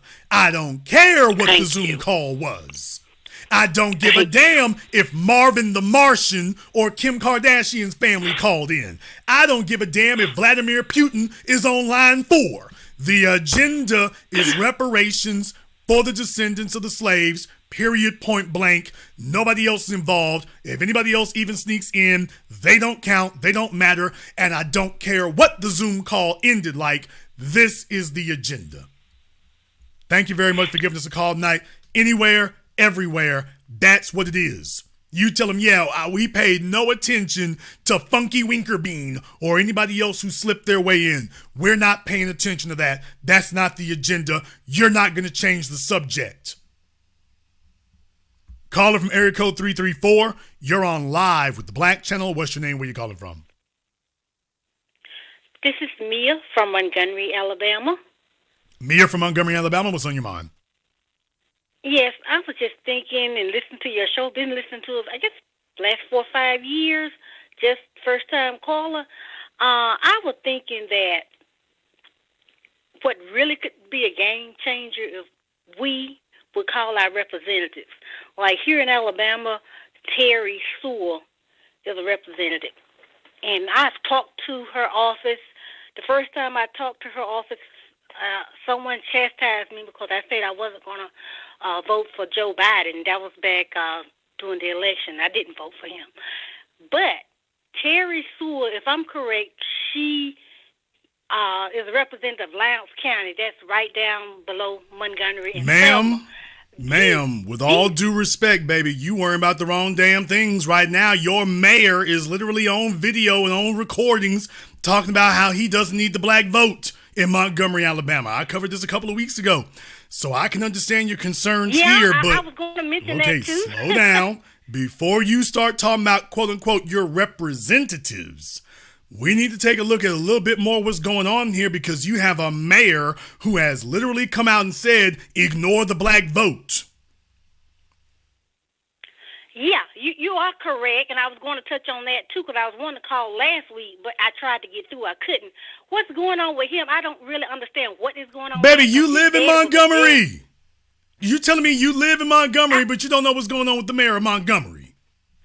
Yes, because it was a deception. I didn't vote for him. I didn't vote. I haven't voted Democrat for years. But ma'am, what's that got to do with anything? That's your mayor. I didn't vote for Trump. I didn't vote, ma'am. I didn't vote for Trump or Biden, but I follow what they're doing every week. Is that supposed to be an excuse? Well, I'm going to tell you, I'm finding out about this mayor when I find out about the recording. I already didn't have no faith in him too much. But this is the surprising thing. His dad was one of the most vocal persons during the civil rights movement. So I just don't understand how he's coming out now, but he's a new generation. He had everything given to him. How he going to come out now and saying he don't need the black vote? That is a concern of many people here in Montgomery. Right. What I'm saying is that if you're going to say, well, let's go start with our representatives. Remember, in San Francisco, that's a local effort. So what I'm saying is that if we're going to talk about Montgomery, and if you live in Montgomery, well, let's go talk to the representatives. Wait a minute, we gotta get on code. We got to get on code. So man, what I'm saying is you know the reason that he said that, ma'am, with all due respect, the reason he said that is because of folk like you. He's like, hey, they ain't paying no attention. They just let me do it as I please. Well, I was paying attention when he said it. I heard the recordings about a month ago. And at first, I really didn't hear the recordings, and I think until I heard your show, because they had all these bleeps, you couldn't tell what they were saying. So I think it was you or even Miss Diller's show I heard the actual recording of what he was saying. because there were so many bleeps in the media here. Okay, but ma'am, here's the real problem about it. That's your mayor.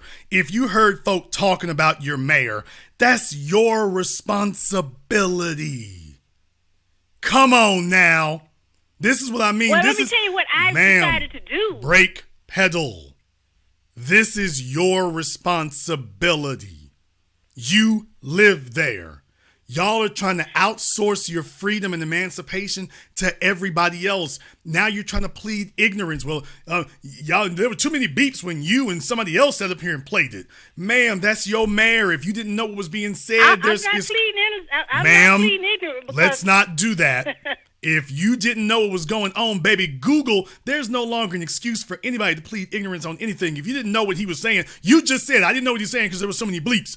Google is your friend. There's no excuse for not knowing that. Show. That's when I found out. I think it was your show. First of all, it's a broadcast. If you don't stop calling it a show, Steve Harvey has a show. In any case, ma'am, I know this is a very important broadcast. Okay, it's one of the most important ones they got. My point is, ma'am, you live there. That's the problem. You supposed to be on top of that. So let's stop backtracking now. Before you start talking to the state and whatnot, y'all need to get on code locally, because San Francisco, what's revolutionary about San Francisco is the state already said it wants to tackle reparations, and yet at the ground level in San Francisco, they said, yeah, that's not enough that the state's doing it. We want the city to do this. So remember what I've always advocated, which is reparations across the board. That every city, every county, every state, the federal government, every major corporation, a bunch of the minor ones, all of the major universities, everybody owes reparations across the board. And now that San Francisco is taking this up, this reinforces that idea. So what I'm saying is this is something to push at every level, not just one or two. Every level. But ma'am, if we're not on top of what the mayor is doing, and he's literally saying I can ignore the black vote, and you're talking about leapfrogging him to go talk to a representative. I'm not saying that you can't talk to the representative. I'm not saying that. I'm saying you need to talk to your representative and your mayor. Yeah, I totally agree with you. And one thing that I had planned on doing myself, in my area, the grassroots, is to just go door to door and try to get up a reparation committee. That was my thought today as I was driving through the neighborhoods. I think that's a great idea. Yeah, so I'm going to do what I can do, and we get a committee going. It's not going to be easy, but that's what I had planned on doing. Well, once again, that's the great thing about what's happening in San Francisco and in the state of California, because those things set a template. They set a template that people can follow. When those kind of things are useful, those are the kind of things that set a template, and that's what you want to work on. I do be a little ignorant on certain things, and that's why I listen to your show, to help me out of my ignorance. Well, definitely, like I say, that mayor that you have, that's a major issue. Super major issue. He is openly hostile to the black constituency. That's a major issue, and that runs interference for the white politicians. If you Google his daddy, Joe Reed, you will see the difference between them. And so Joe Reed is one you call, I guess, an old Negro. I'm thinking he's grooming his child to be like this, because he was the old civil rights freedom fighter. And so apparently he have groomed this child, because he is a child up under me. He groomed this man to be like that. You got a position, and now you cater to the white people. So that was my I want you to keep your eyes and your ears open in that regard. I think that's a great idea to get mobilized about these things. I think that's a great idea. I don't have any problem with that whatsoever. That's the kind of thing that you all want to be talking about.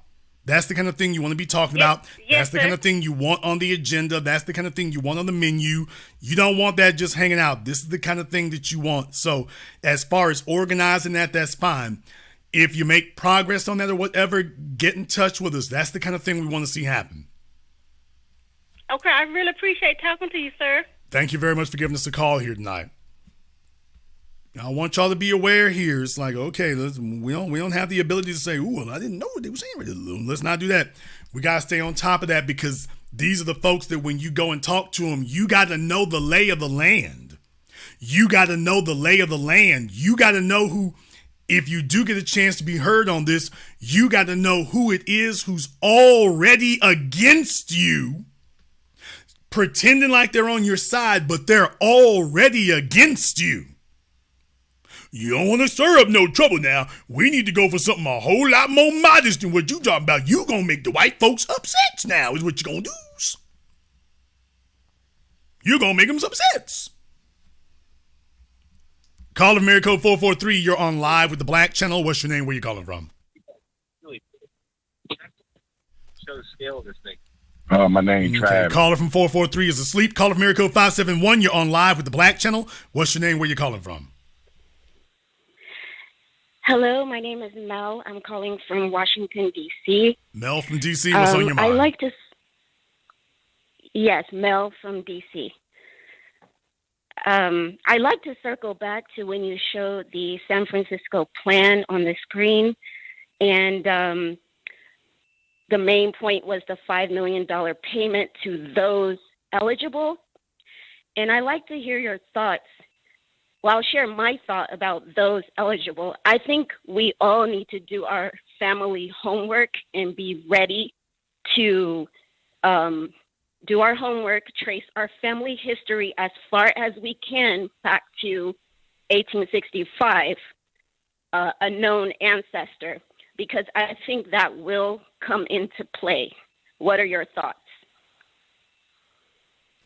Well, definitely we need to be on top of that, and that's part of the fact-finding of it. Individuals need to be qualified. So, no, it shouldn't just be, hey, trust me, I qualify. No, we got to have documentation. We got to have documentation. We also need to have a dispute process. Individuals should have to prove that, and if folks can show where you have stated that you don't identify as black, those are things that I think matter as well. So, I am all in favor for that. I'm all in favor of that. Absolutely. But that's all part and process of it. Nobody should be able to just walk in and just say, hey, trust me, my great-great-granddaddy and great-great-grandfather, just trust me, it was going down. So absolutely not. You shouldn't just walk in the door and there you have it. No way. Thank you very much for giving us a call. Let me get caller area code 617. You're on live with the Black Channel. What's your name? Where you calling from? Good evening. My name is Mark, and I'm calling from Boston. All right, Mark from Boston. What's on your mind? Yep, couple of points. Reverend Amos Brown is a liar on Bowling Ball. I listened to him on Bowling Ball's show, and it's like, who sends out a press release on a major topic and doesn't proofread it? Individuals who are not serious. That's who. Facts. Here's my second point for you, and here's a question for you, Professor. Do you think that the $5 million amount per person was just like this arbitrary amount that they made up because San Francisco had no intentions of paying out cash reparations because they already are in a $728 million budget deficit in that land? Don't believe that. Let's be very, very clear. San Francisco has the most expensive housing market in America, and yet doesn't have any housing. That tells you everything you need to know about San Francisco's economic situation. When they come and talk to us, they plead poverty. But when Silicon Valley shows up, all of a sudden there's unlimited funds and they're rolling out the red carpet. So don't fall for that. Don't fall for that at all. When they sit up and say those kind of things, don't let that deter you. But let's take a look at this from a more practical perspective. Well, let's take a look at this from a more practical perspective. Well, Jason, what about that $5 million figure? The $5 million figure is significant in one regard only. It makes it clear that the $200,000 that Gavin Newsom is talking about is not sufficient and that we can have a realistic conversation about a more realistic number. So that's where the significance of that comes in. So even if we say, the number isn't 5 million, it's 2 million, that still sets a powerful precedent. I would rather have us haggling between 5 million and 2 million than to have us haggling between 20,000 and 50,000. I'd rather have that occurring. So keeping all those things in mind, just understand all of this is going to be subject to what we push for and what we demand. Because remember, they want the number to be 0. They don't want the number to be 5 million or 2 million. They want the number to be 0. They want it to be nothing at all. So what we're doing is showing that no, the debate and the discussion is not going to stop at the state level. It's going everywhere at every level. And these numbers, these numbers are preliminary. But what I'm saying is, Jason, what should the realistic number be? The realistic number would be what you push for. It'll be that. Well, certainly. I mean, that's certainly what is due, and that certainly was part and parcel of it, because that's what these other folks have been given. All that leg up and all that generational wealth, and all that they were given millions of dollars. Where the hell they're still giving it today? Let me tell you something. When they can bring a Silicon Valley company to town or to the state of California with billions of dollars, where all they got to do is come in and the state helps them to set up shop, that's giving billions of dollars to an individual. Elon Musk, white supremacist. So when he shows up, he can get that and it's fine, despite his white supremacist credentials. You show up and all of a sudden they start pleading poverty. They start claiming what they don't have the money for. That stadium for the 49ers, plenty of money for that though. We got that. Plenty of money there. You show up, well, we broke again. Oh man, we got a deficit. Wait a minute. You didn't have a deficit when the 49ers showed up. You didn't have a deficit when it has to be your tech incubators. You didn't have a deficit when the tech incubators need to get filled up. You didn't have a deficit then, but we show up and there's a deficit. Now there's a deficit when we show up. But if there's a Silicon Valley company or Salesforce or whatever, they show up, there's no deficit anymore. Nope, we're not going to listen to the trick bag language. Thank you very much for giving us a call. Let me get a caller from area code 469. You're on live with the Black Channel. What's your name? Where you calling from? This is Thomas calling from Dallas, Texas. Thomas from Dallas, what's on your mind? Yeah, Jason, I just want to say Roland Martin is a horrible interviewer, because the first thing I would have asked that old nigga is, would you reject the $5 million down payment on his church? Would have rejected that? And that old nigga would have ran you over trying to get to that money. And what's so diabolical about him is that he know how $5 million can get, it's worth so much. It can get you out of the hole. It can change your life. And he know that. He wouldn't reject that money if somebody was going to give that money to his church. So why would he try to? Well, I mean, in all honesty, though, actually, I think Roland, believe it or not, I actually think on that part of it, Roland did a competent job, because he pointed out to the fellow that when he said that was a misprint, he said, yeah, but you didn't mention $5 million in cash anywhere in the press release. Oh, that was a misprint too, that we misprinted by saying don't give the $5 million, and we also misprinted by never putting anything in there that said to give $5 million. So Roland got the fella to sit up here and concede that. Now, are you gonna get him to concede that he's lying? No, that ain't gonna happen. There's no amount of questioning that's gonna get him to concede that he's lying. So as an interviewer myself, I know that sometimes when I talk to people, I can be very dogmatic on folks, but let's just be honest. What more was Roland going to do under those circumstances? And I'm no friend to Roland Martin, as you all know. I am no friend of his. But he got the fella to sit up here and say this cornball ass thing. Oh, that was a misprint. At a certain point, you just got to say, nigga, please. I don't need to hear anymore. Yeah, we don't need to question you anymore. That was a misprint. It was a misprint when you said, don't give us the $5 million. Yes. And it was also a misprint when I think we should get cash payments. I've always had that position. But you didn't say anything about giving us cash payments in your press release. Oh, that was a misprint too. We didn't put that in. So let me get this straight. You put in a line that says, don't give us $5 million by accident. Yes. And you left out the line that says, give us the $5 million by accident. Yes. Either you are the lionest nigga we ever met, or you are the dumbest nigga we ever met. In any case, you don't need to speak anymore. I'm not 100% certain which answer is the correct one, but I'm 100% certain you done talking. As black folk, we got to understand, when it comes to reparations stuff, we don't need to do this like we do when we're ordinarily talking and snapping on the street corner. It's time to start cutting niggas off and saying, yeah, you're done talking. No, you're just done talking. Pull his mic. He's through talking. We don't need to give him a mic. He doesn't need to have time to speak. He doesn't need to have the floor. We've heard everything he has to say. He's done. Now let the grown-ups start speaking so we can get something real done. Thank you very much for giving us a call. Now let me get caller mirror code 773. You're on live with the Black Channel. What's your name? Where you calling from? Yeah, Jay, this is Bill calling out of Chicago. Bill out of Chicago, what's on your mind? Yeah, Jay, when they keep saying that the money need to go to education, to me it's like a play on words because they trying to say that black people are not gangster enough to make gangster moves if you giving all them money. For example, when I used to be in those streets in Chicago and everything, on the streets and everything, we used to see the nerdy dudes. And we used to say, hey, man, why don't you go ahead, go to school, go get your education. Because you don't need to be on these streets, right? Because you're not gangster enough to make these moves or to put people in play or to make certain decisions. So that's why I believe that's what they're trying to do is say, go to school, go ahead and continue to go get your jobs and so on and so forth, be a follower. But with this money and these streets, you're not going to be a leader. So I believe this is what they're trying to say, these play on words, saying, go on, give it to the education, get the education, because black folks as a whole, because we all one big nigger, they not going to be able to make these gangster decisions.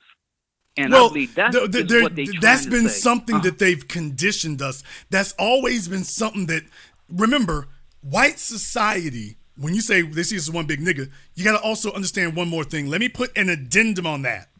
White society sees us all as one big nigga. But you know what else? White society also sees us all as one old nigga. They just see us as one big old nigga. That we all bow to their interpretation of Dr. King and that we have not dug into it to find out who the real man was. So they haven't updated their files. In their minds, we're all just a bunch of little old church ladies. That's what they think. Exactly. So when they talk to us, their frame of reference is you're all a bunch of little old church ladies.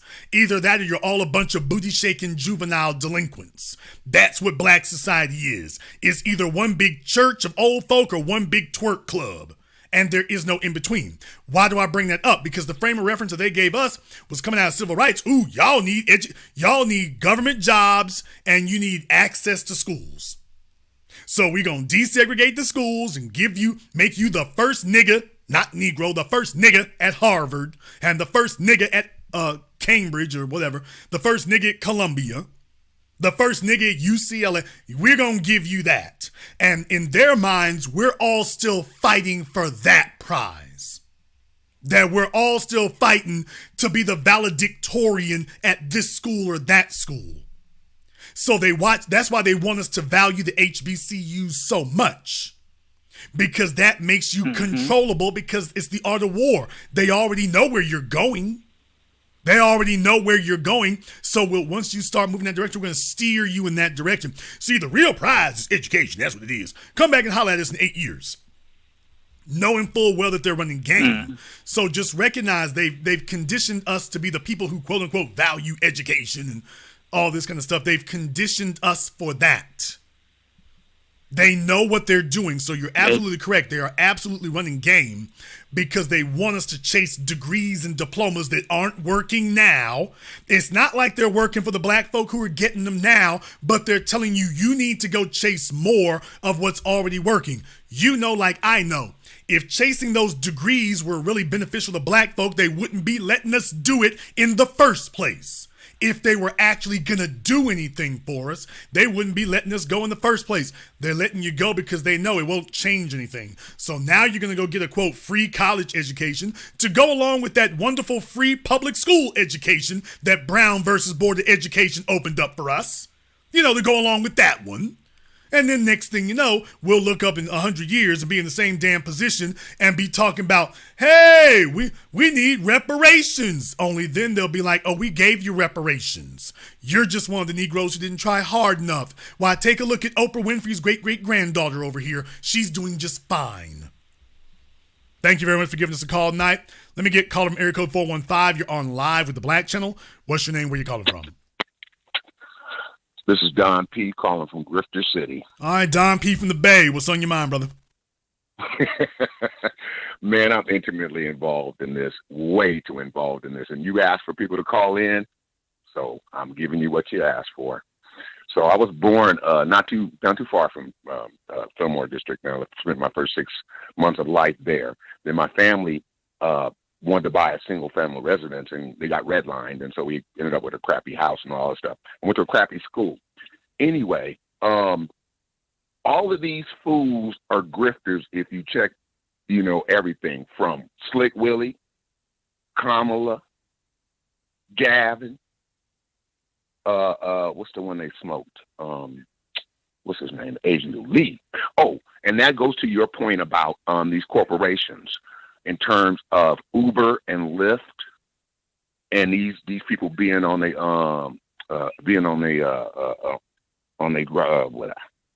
Gaffle or whatever. His daughters got stock in whose daughters? Lyft. Ed Lee. You know the one. Okay, yeah, because Ed Lee is dead. But here's the thing about that, Don. You just stepped in another one. You don't even know it, by the way. Don don't know it. But Don just stepped in another one. Oh, hey, I got some information for you. Okay, good. Well, hold on for a moment. Don just stepped in another one. I want y'all to remember something about San Francisco and Silicon Valley and these incubators. You all do understand, and you can look this up on YouTube. Countless people have done documentaries about this. Uber is a crime.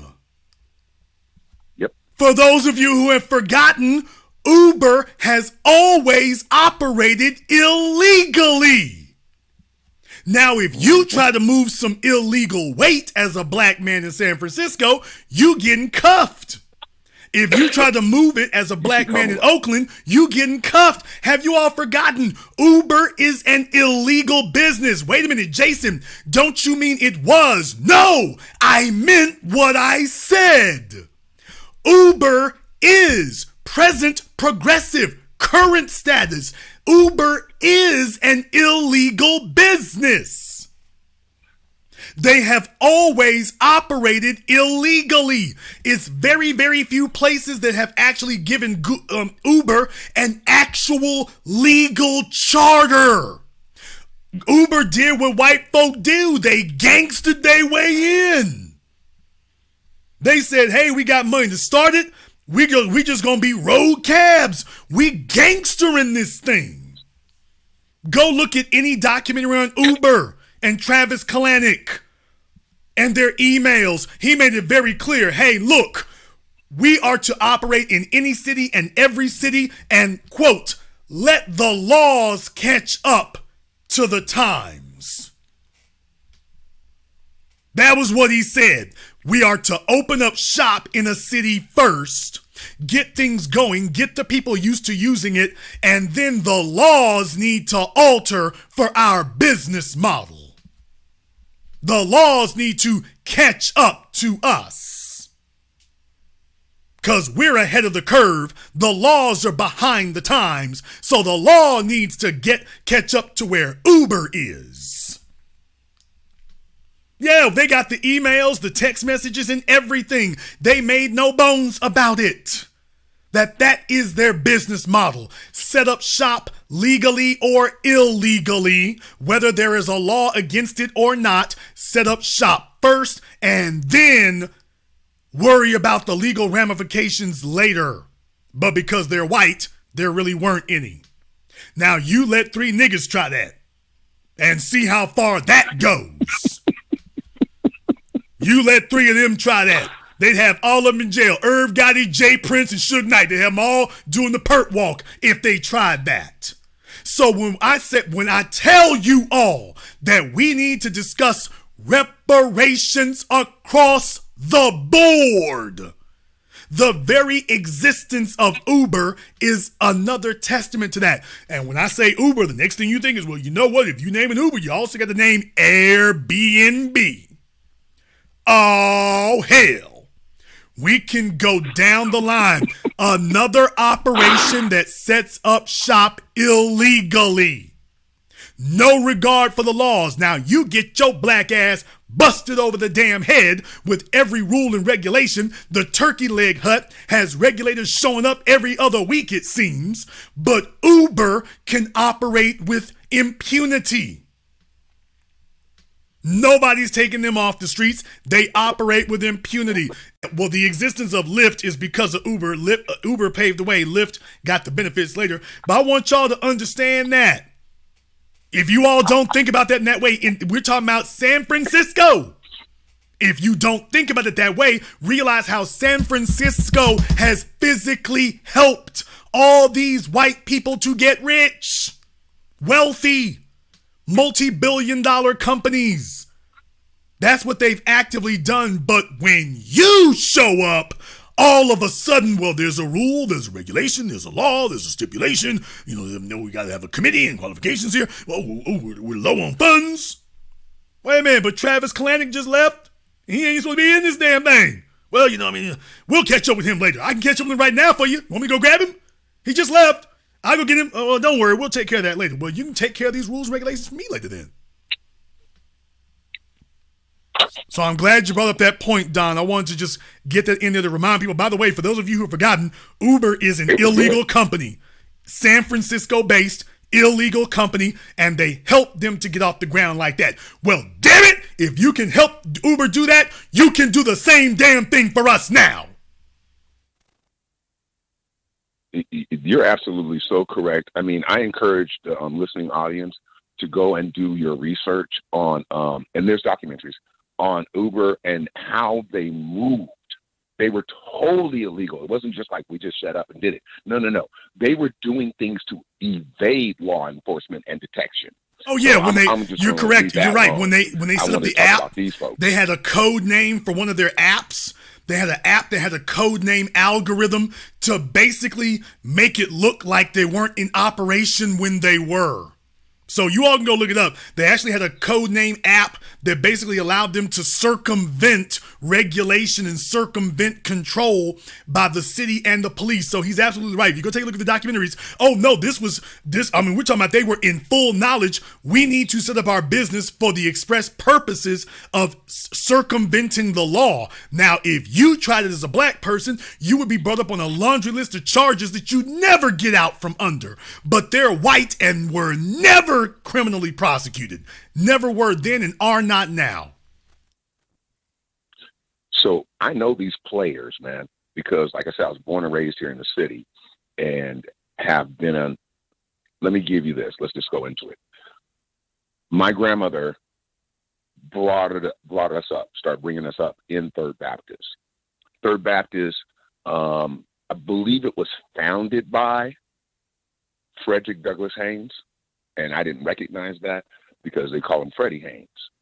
When he passed away and the board elected to bring on Shiftless, my grandmother knew about his reputation and she's like, I'm out of here.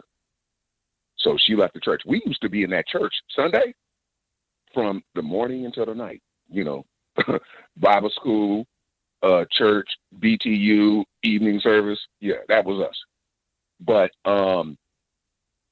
this dude is also, he was once a member of the Board of Supervisors in San Francisco. So I'm kind of going, what happened to the separation between church and state? This man, I'm to understand, owns a Bentley. And he had a stroke, so he really needs to sit his ass down. I've had a couple conversations with him.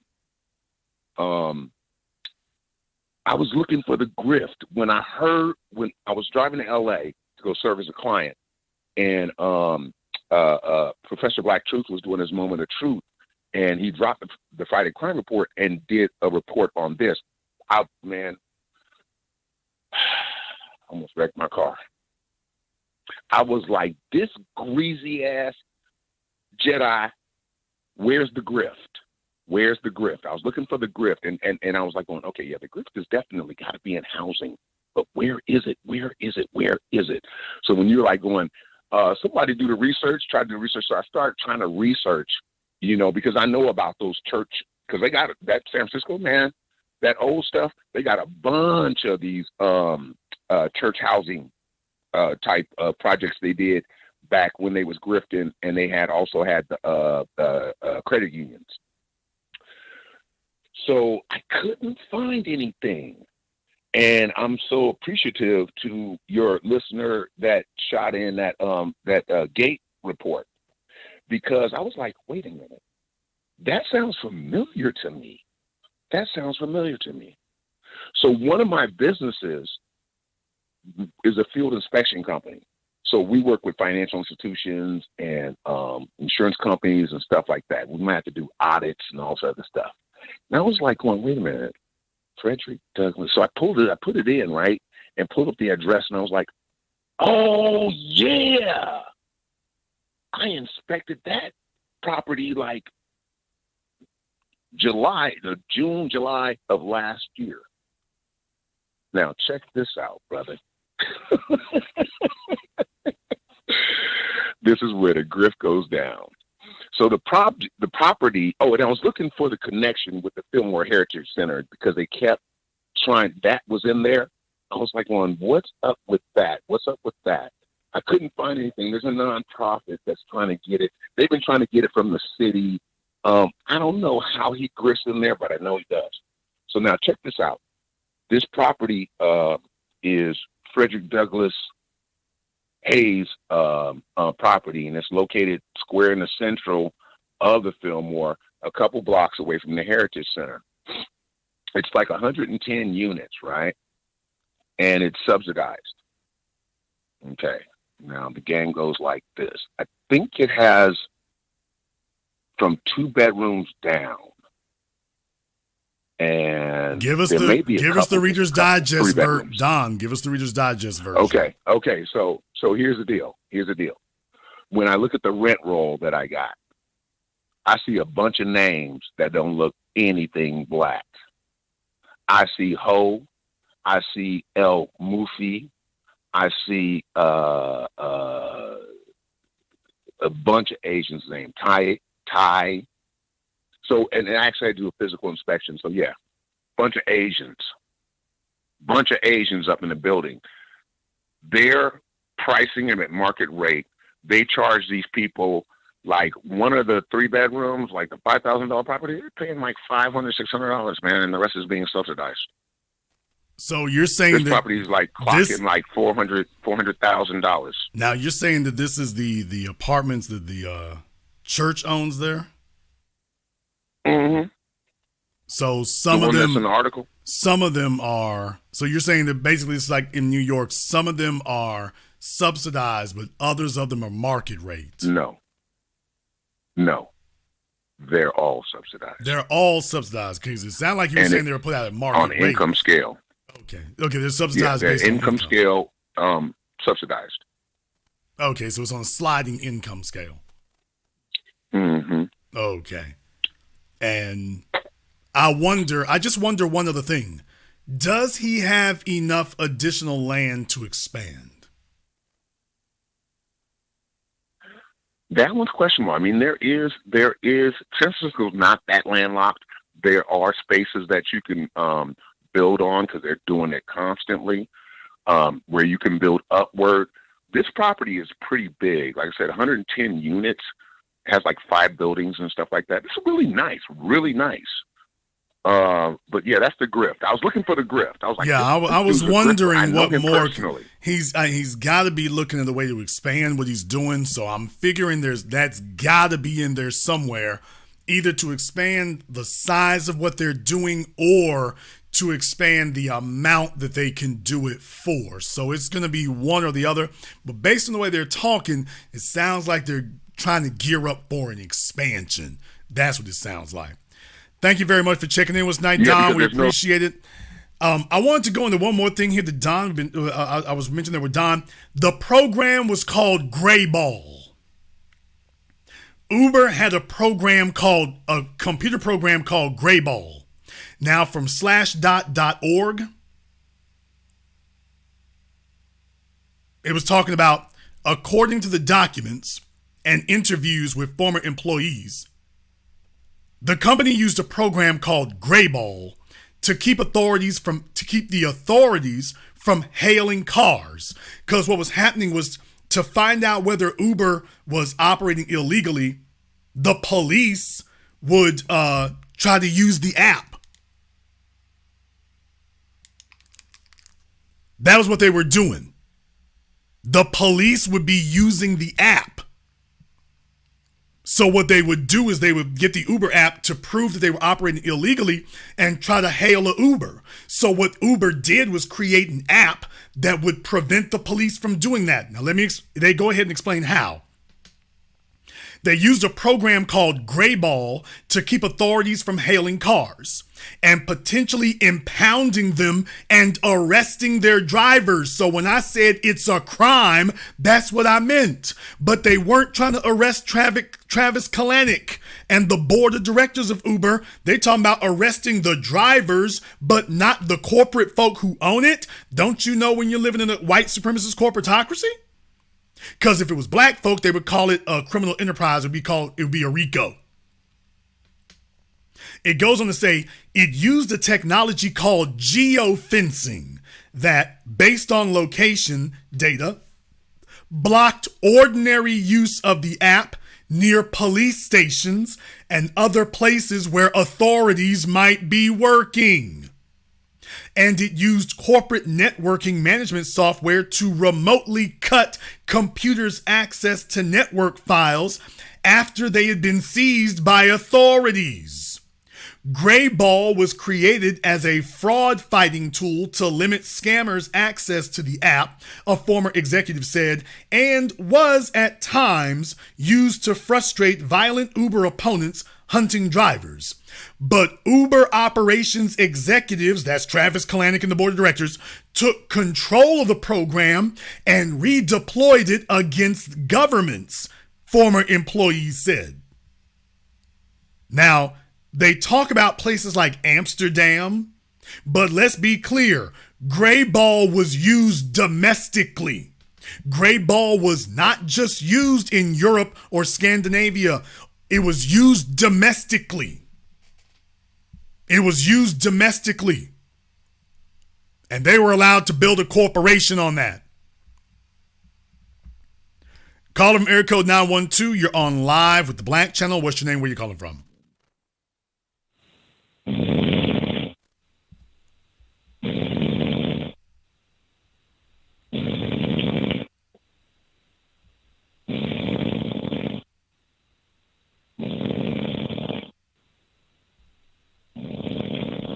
Really, nigga? We know you're awake. Now, what I'm going to do is see if we can do a wellness check. So, you sure you want to keep this up? Okay. Y'all, this sounds like a big nigga with 3 fat rolls on his neck. Have you ever seen a nigga so fat his neck looks like a stack of bagels? I bet you the fat around his neck looks like damn me hog mogs and monkey bread. Boy, I'm telling you, his CPAP machine must look like a catalytic converter.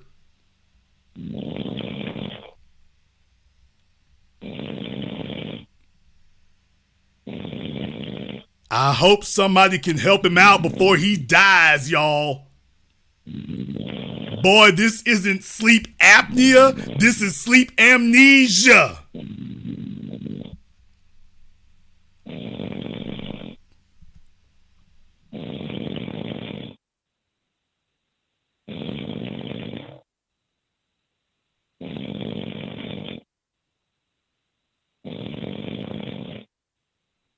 Boy, I'm telling you. This nigga don't need a CPAP machine. He needs an air compressor.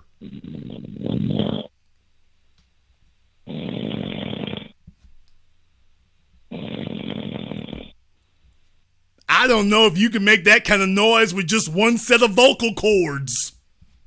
I don't know if that actually works. Can you imagine? He must sound like a 3-pack-a-day smoker. I don't think you can make that kind of noise with just one set of vocal cords.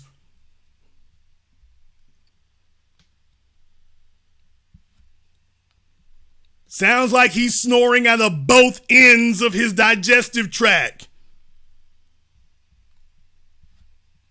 Anyway, I hope somebody can do a wellness check on him.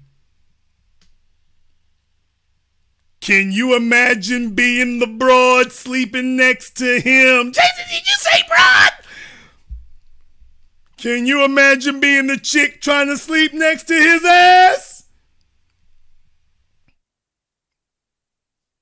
You got to wear them damn earphones that they wear at the gun range. Can you imagine being next to him trying to sleep?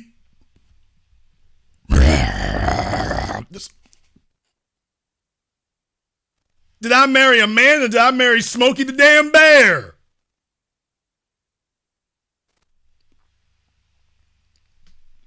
Yeah, he'll be first in line for that healthcare thing.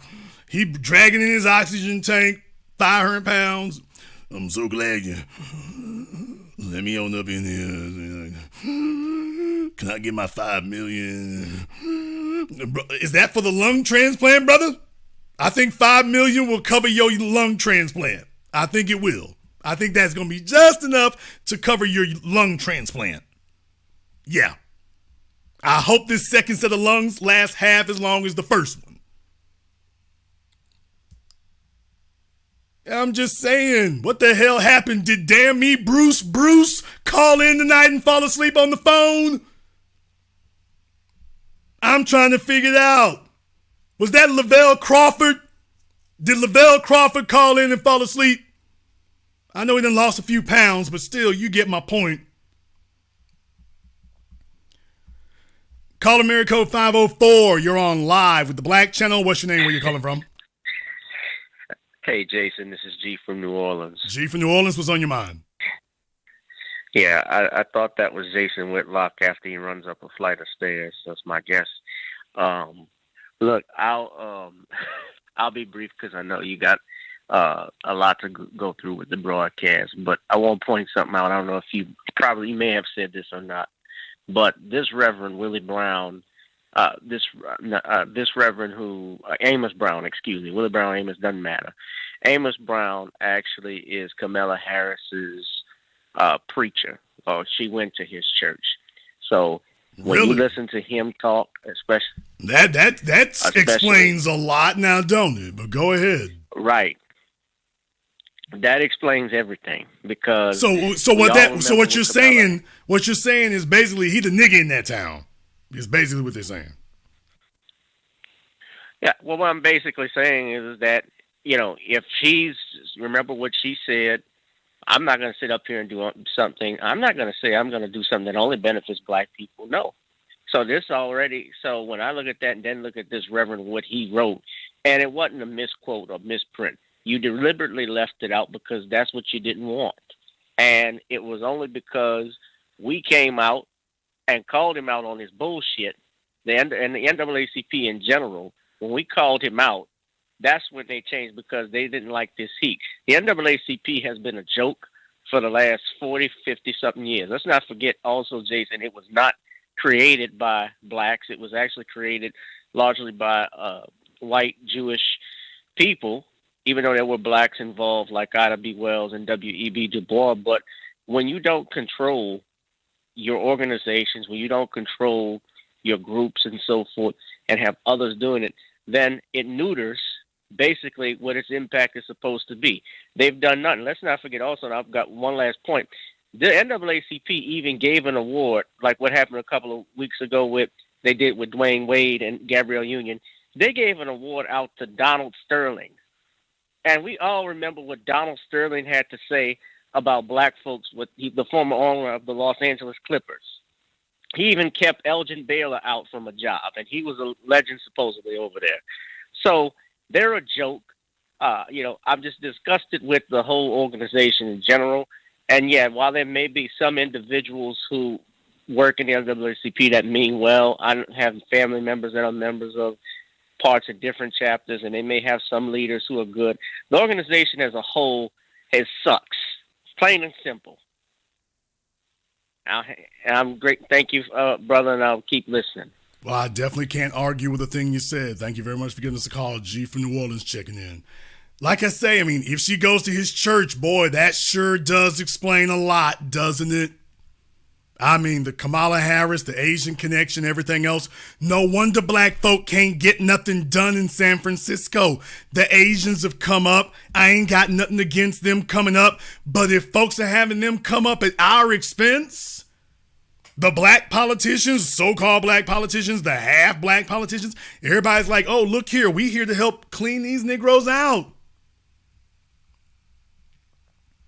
Call America code 870. You're on live with the Black Channel. What's your name? Where you calling from? Yes, sir. My name's James. I'm calling from Forest City, Arkansas. Thanks for having me. I got something to say about this little old town I live in. First of all, I drove truck nationwide, and I've seen places, and I think to myself, why don't my town do this? See, I live in a town. I live on I-40. My town, I-40. Okay, brother, let me ask you a question here. How is this germane to tonight's program? Well, it's a lot of small communities. It's like me and my dad talk about how they've been stifled, the money being sucked out, and it's our people suffer when they do stuff like this. And our people need to come together. Yeah, reparations sounds good, and I like to have some of that reparation money. But okay, say we get it. How long is that going to take? Next thing is, what can we do as individuals and coming together to come up with what we do is all of the above. Reparations is something that we are owed no matter what. We are not going to stop doing what we're doing in the meantime. We are still doing what we got to do every day, but we are just like Jewish people. We're still going about our business daily, but we are not letting go of the issue of reparations so we can walk and chew bubble gum and kick somebody in the ass at the same time. Thank you very much for giving us a call. Let me get caller America code 860. You're on live with the Black Channel. What's your name? Where you calling from? Good evening, Jason Black. This is Mike from Hartford, Connecticut. All right, Mike from Hartford, Connecticut. What's on your mind? I just wanted to reiterate the prior caller who was saying that the NAACP is full of crap. I'm a part of a community service organization. We had a meeting, and now this was not in San Francisco. This was actually in D.C. with the whole CBC and had us in. And they also had the NAACP. So the NAACP knows they got over 100 black men in this thing. They show up with boxes of pamphlets. And we're sitting there like, oh, man, this is great. The NAACP is coming to support what we got in the community. Man, do you know now this is in 2010 when Barack Obama was in office. I don't know what they're doing now. Do you know when they handed out those pamphlets that those pamphlets were supporting some LGBT initiative? This is the NAACP. You got over 100 black men in coming to visit Congress. Congress is hosting us. And these jokers showed up with a box of pamphlets talking about same-sex marriage. That's when I said at that point I was actually a member in Connecticut. And I said, that's it. I said, they'll never get another dime of my money. But I just wanted to share that with you. Yeah, I mean, they're a front organization. That's what they are, through and through, clear and through. That's all they are. Their job is to be the infiltrators sitting within black society to mislead every damn thing. We talk about empowerment. You got the clergy wing talking about education. We talk about empowerment. You got your co-opted activist wing talking about LGBT. Every time we talk about empowering black people, they talk about changing the subject.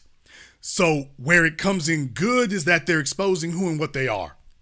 Our job is to make sure we document things like what you're saying. So you're just giving yet one more reason why the NAACP is delegitimized across the board. The only thing they can do is sit down and shut up. But what we know is when they show up, we already know the trick bag is in. Thank you very much for giving us a call. Let me get caller Mary code 415. You're on live with the Black Channel. What's your name? Where you calling from? Hi, this is Denise in San Francisco. All right, Denise from San Francisco, what's on your mind? Hi, I'm a lifetime member of the NAACP, and I basically dropped out because I noticed that Brown had a disdain for the reparation movement over 20 years ago. Not according to him. Not according to him, he didn't. Not according to him, he doesn't. But then again, he also said that the very document that he wrote up this week was a great big misprint. So maybe he's just confused. No, wait a minute. No.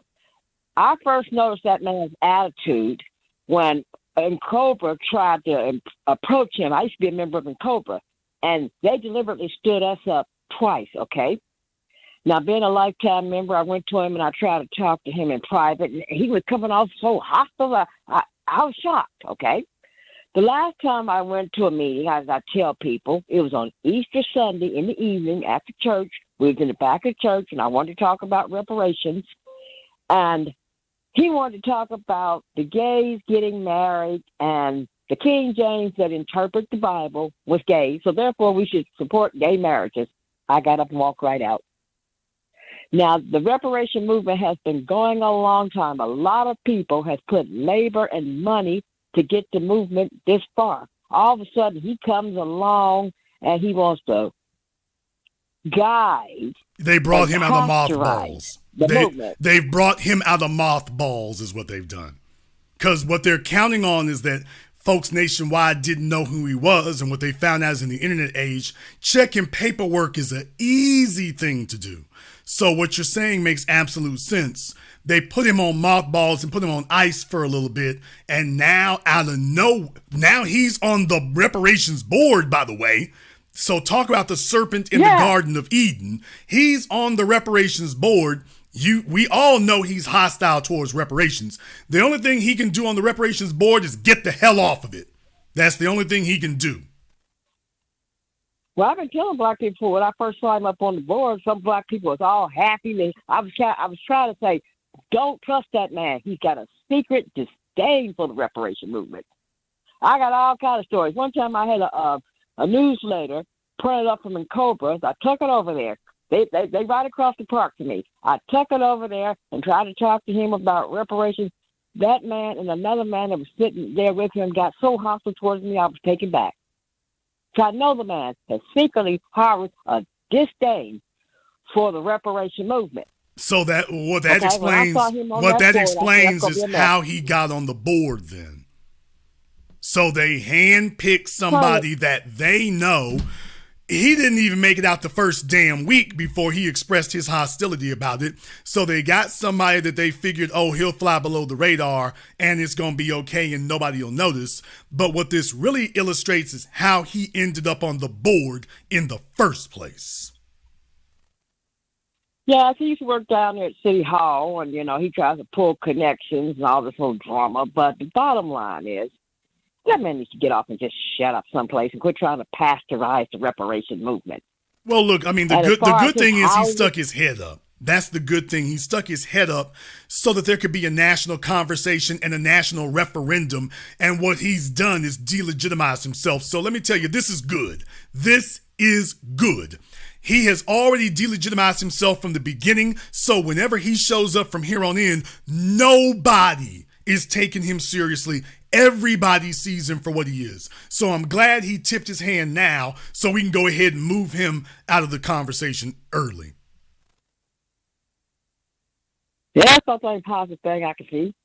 And the fact that he sat up on Martin's show, that to me, that more delegitimatized him, okay? He's sitting up there with some African clothes on. Most of the time I've seen the man, he sit up in some old suit.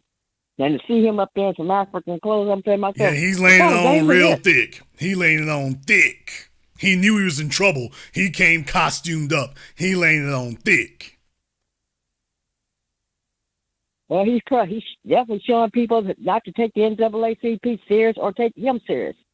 Well, like I say, once again, I'm never afraid to see my adversaries up front. I prefer to know who the adversaries are up front. So I'm very happy that he went ahead and just showed himself for who he is right up front. I'm glad for that. Thank you very much for giving us a call here tonight. Let me get caller from area code 305. You're on live with the Black Channel. What's your name? Where you calling from? TBA, this One Love calling from Alabama. All right, One Love in Alabama. What's on your mind, brother? Yeah, man, I got two things real quick. First thing, I just wanted to say I love new information. I'm looking that up, that information you gave about gray ball. That's some real stuff that we need to understand, you know, in the B1 Brigade and to see how they operate. So I appreciate that information. The second thing is real quick is the same thing that they're doing is the same playbook. White supremacy always break their tools after they finish with them. This Amos dude, they doing the same thing that they've been doing. Now, guess who taking the heat? But they put him in place. Now, when I talked to you last year, I was invited by the DOT to get this big deal. They were going to lose $500 billion for this year if they couldn't fund those planes, the airports. They headlined me. I was the premier guest for one of the technologies that I have, my business. They used me, got the approval for the money. This was in July last year. The deadline for the money was September because that's when the government closed their financial year. They used me, got the approval for $500 billion. I ain't seen a dime of it. They didn't use my technology, but they still want it. But they sent me the memorandum to say, we got this money for all the airports. Thank you. They didn't get no contracts or nothing. Guess who's in charge of the Department of Transportation? Under Buttigieg, black woman, Director Shelby Scales. Black woman. They invited me down saying $500 billion contract. And then they got the contract. That money was for next year. If they didn't get it this year, they wasn't going to get it last year. They wasn't going to get it this year. So they're doing the same exact thing. And we don't have to participate in the voting, blocks situations, but we have to be involved knowing how the political process works. Well, we certainly need to know who our enemies are. More important than anything, black folk for the longest time, because the racism and discrimination against us have been so blatant and widespread, we've all just assumed that everybody sees it, and thus, because everybody sees it, everybody's against it. We have to come to grips with, man, there's a lot of co-opted niggas. They grab them, they're hand-selected. They're on your committees. They're in your legislature. They're in the president's cabinet. They're on your reparations boards. There's a whole bunch of them, hand-picked, hand-selected, and then you don't find out why it is they got there. At least they don't bear their fangs.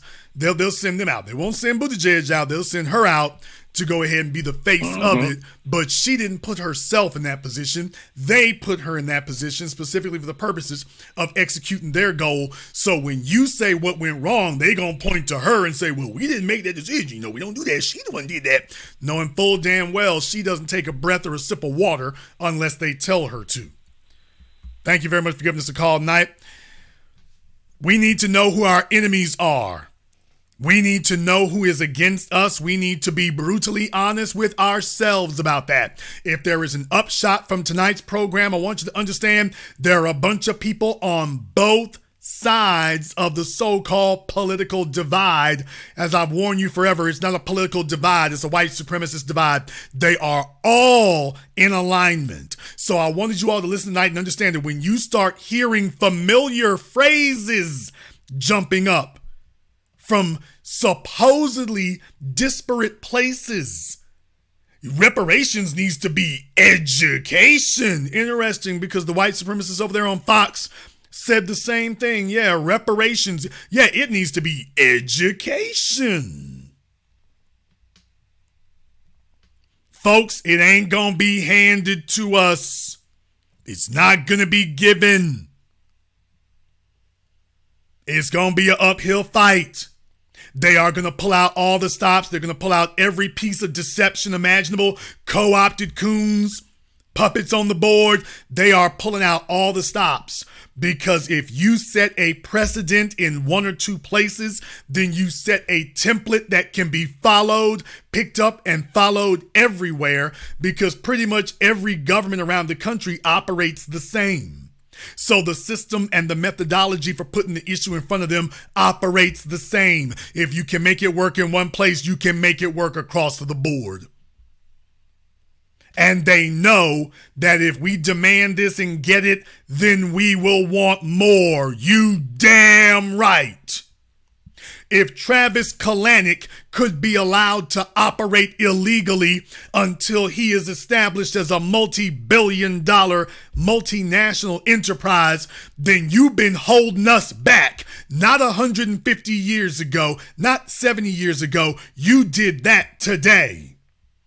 You're giving white people preferential treatment. You're giving them exemption from the laws so that they can become filthy rich and wealthy. Then you're giving them preferential treatment in the tax system and the regulatory system. Hell, you're helping to fund them and then telling us we can't get anything. YouTube has been set up as a white supremacist promotional tool since day one. They boost white YouTubers. They bury sensible black ones. They bury most black YouTubers, but definitely the sensible ones. That's not by accident. That's by design.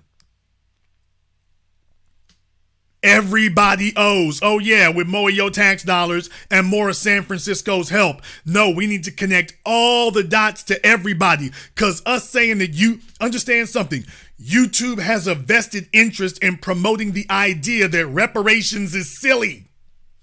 This is silly and divisive. Yeah, because you know you owe. Yeah, you want everybody to think it's silly because you know that you owe.